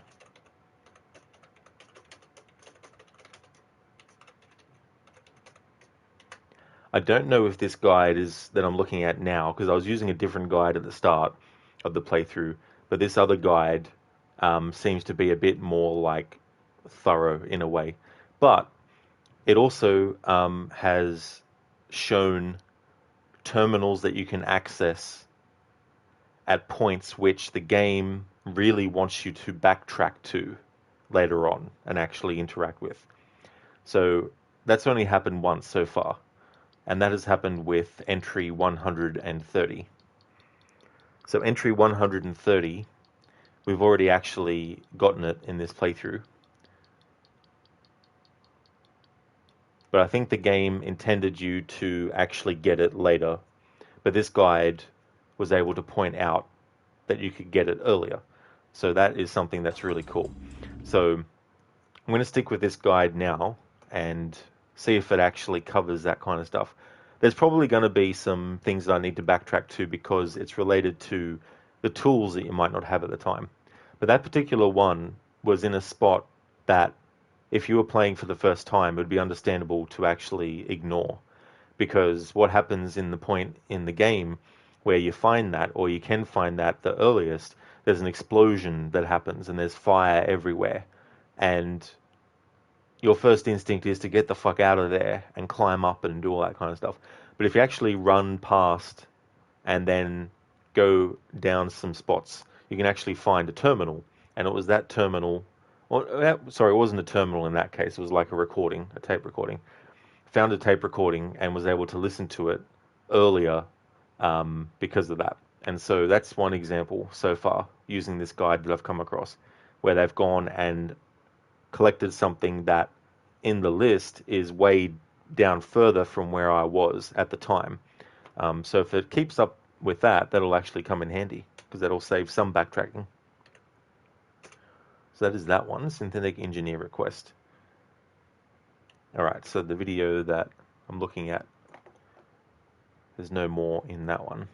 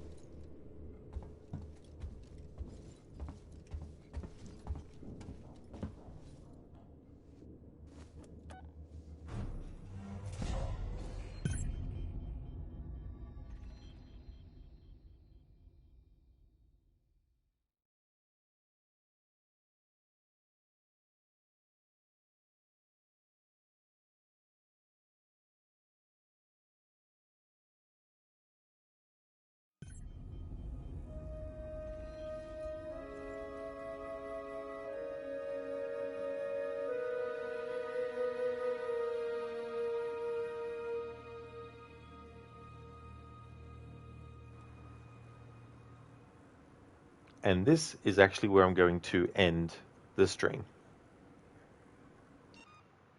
I saw that it's saved, so I'm safe to actually end now. I'll just reload that. Well, hopefully so. Just want to double check. Yep, that works out well.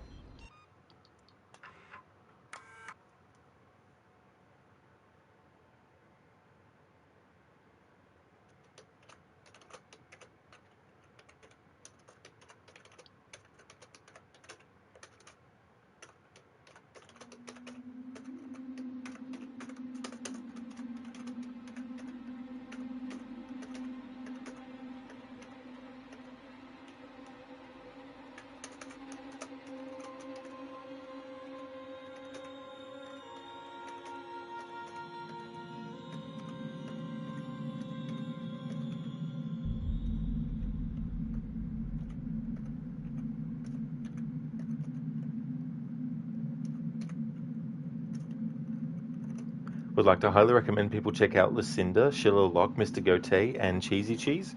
Lucinda is doing a playthrough of Resident Evil 7 Biohazard. Actually finished that recently, so she'll be doing another surprise game to replace that with. Her primary game at the moment is Assassin's Creed Valhalla as well, and playing through that series. That's her primary game, so next week she'll be returning to that, but this week it's the secondary mystery game. Also highly recommend checking out Shillerlock. He's playing through Skyrim for the second time, getting all the achievements in the game. He's also a fan of Assassin's Creed, does challenge playthroughs of that series. Also a fan of Dead by Daylight and the Supermassive Games Dark Pictures Anthology series. Mr. Gote is a fan of games like Mortal Kombat 11, as well as Hunt Showdown, Ghost Recon, as well as Outlast and Dead Space. And Cheesy Cheese does a variety of different games. Sometimes it's Assassin's Creed, other times different variety of things. So highly recommend checking out those streamers if you haven't before. And we're going to go and raid out to Crocodiles, who's playing my most favourite Assassin's Creed game in the entire world, Assassin's Creed Rogue. Rogue. So yeah, we'll go and raid Crocodiles and see how he's doing with that game. Yeah, Lucinda, be interesting to see what the game will be that you choose. Rogue indeed, yeah, I just saw that he was actually streaming that. That's okay for the shout out, absolutely no worries at all. That first raid message is a general one. The second one has emotes that followers can use, and I'm going to put in one chat that subscribers can use.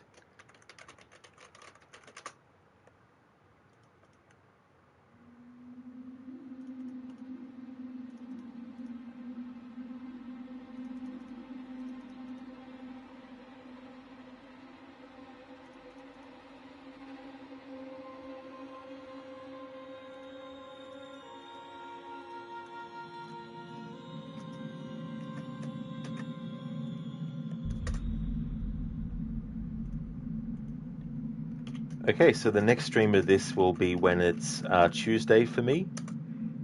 If you see me streaming this game again, then you know it's become Tuesday. On the weekend is Red Dead Redemption 2, my annual playthrough. Once I do this playthrough of Alien Isolation, another game will actually take its place as the Monday to Friday game. But at the moment, it's this game. Just want to thank everyone for watching, muchly appreciated. Catch you in the next one.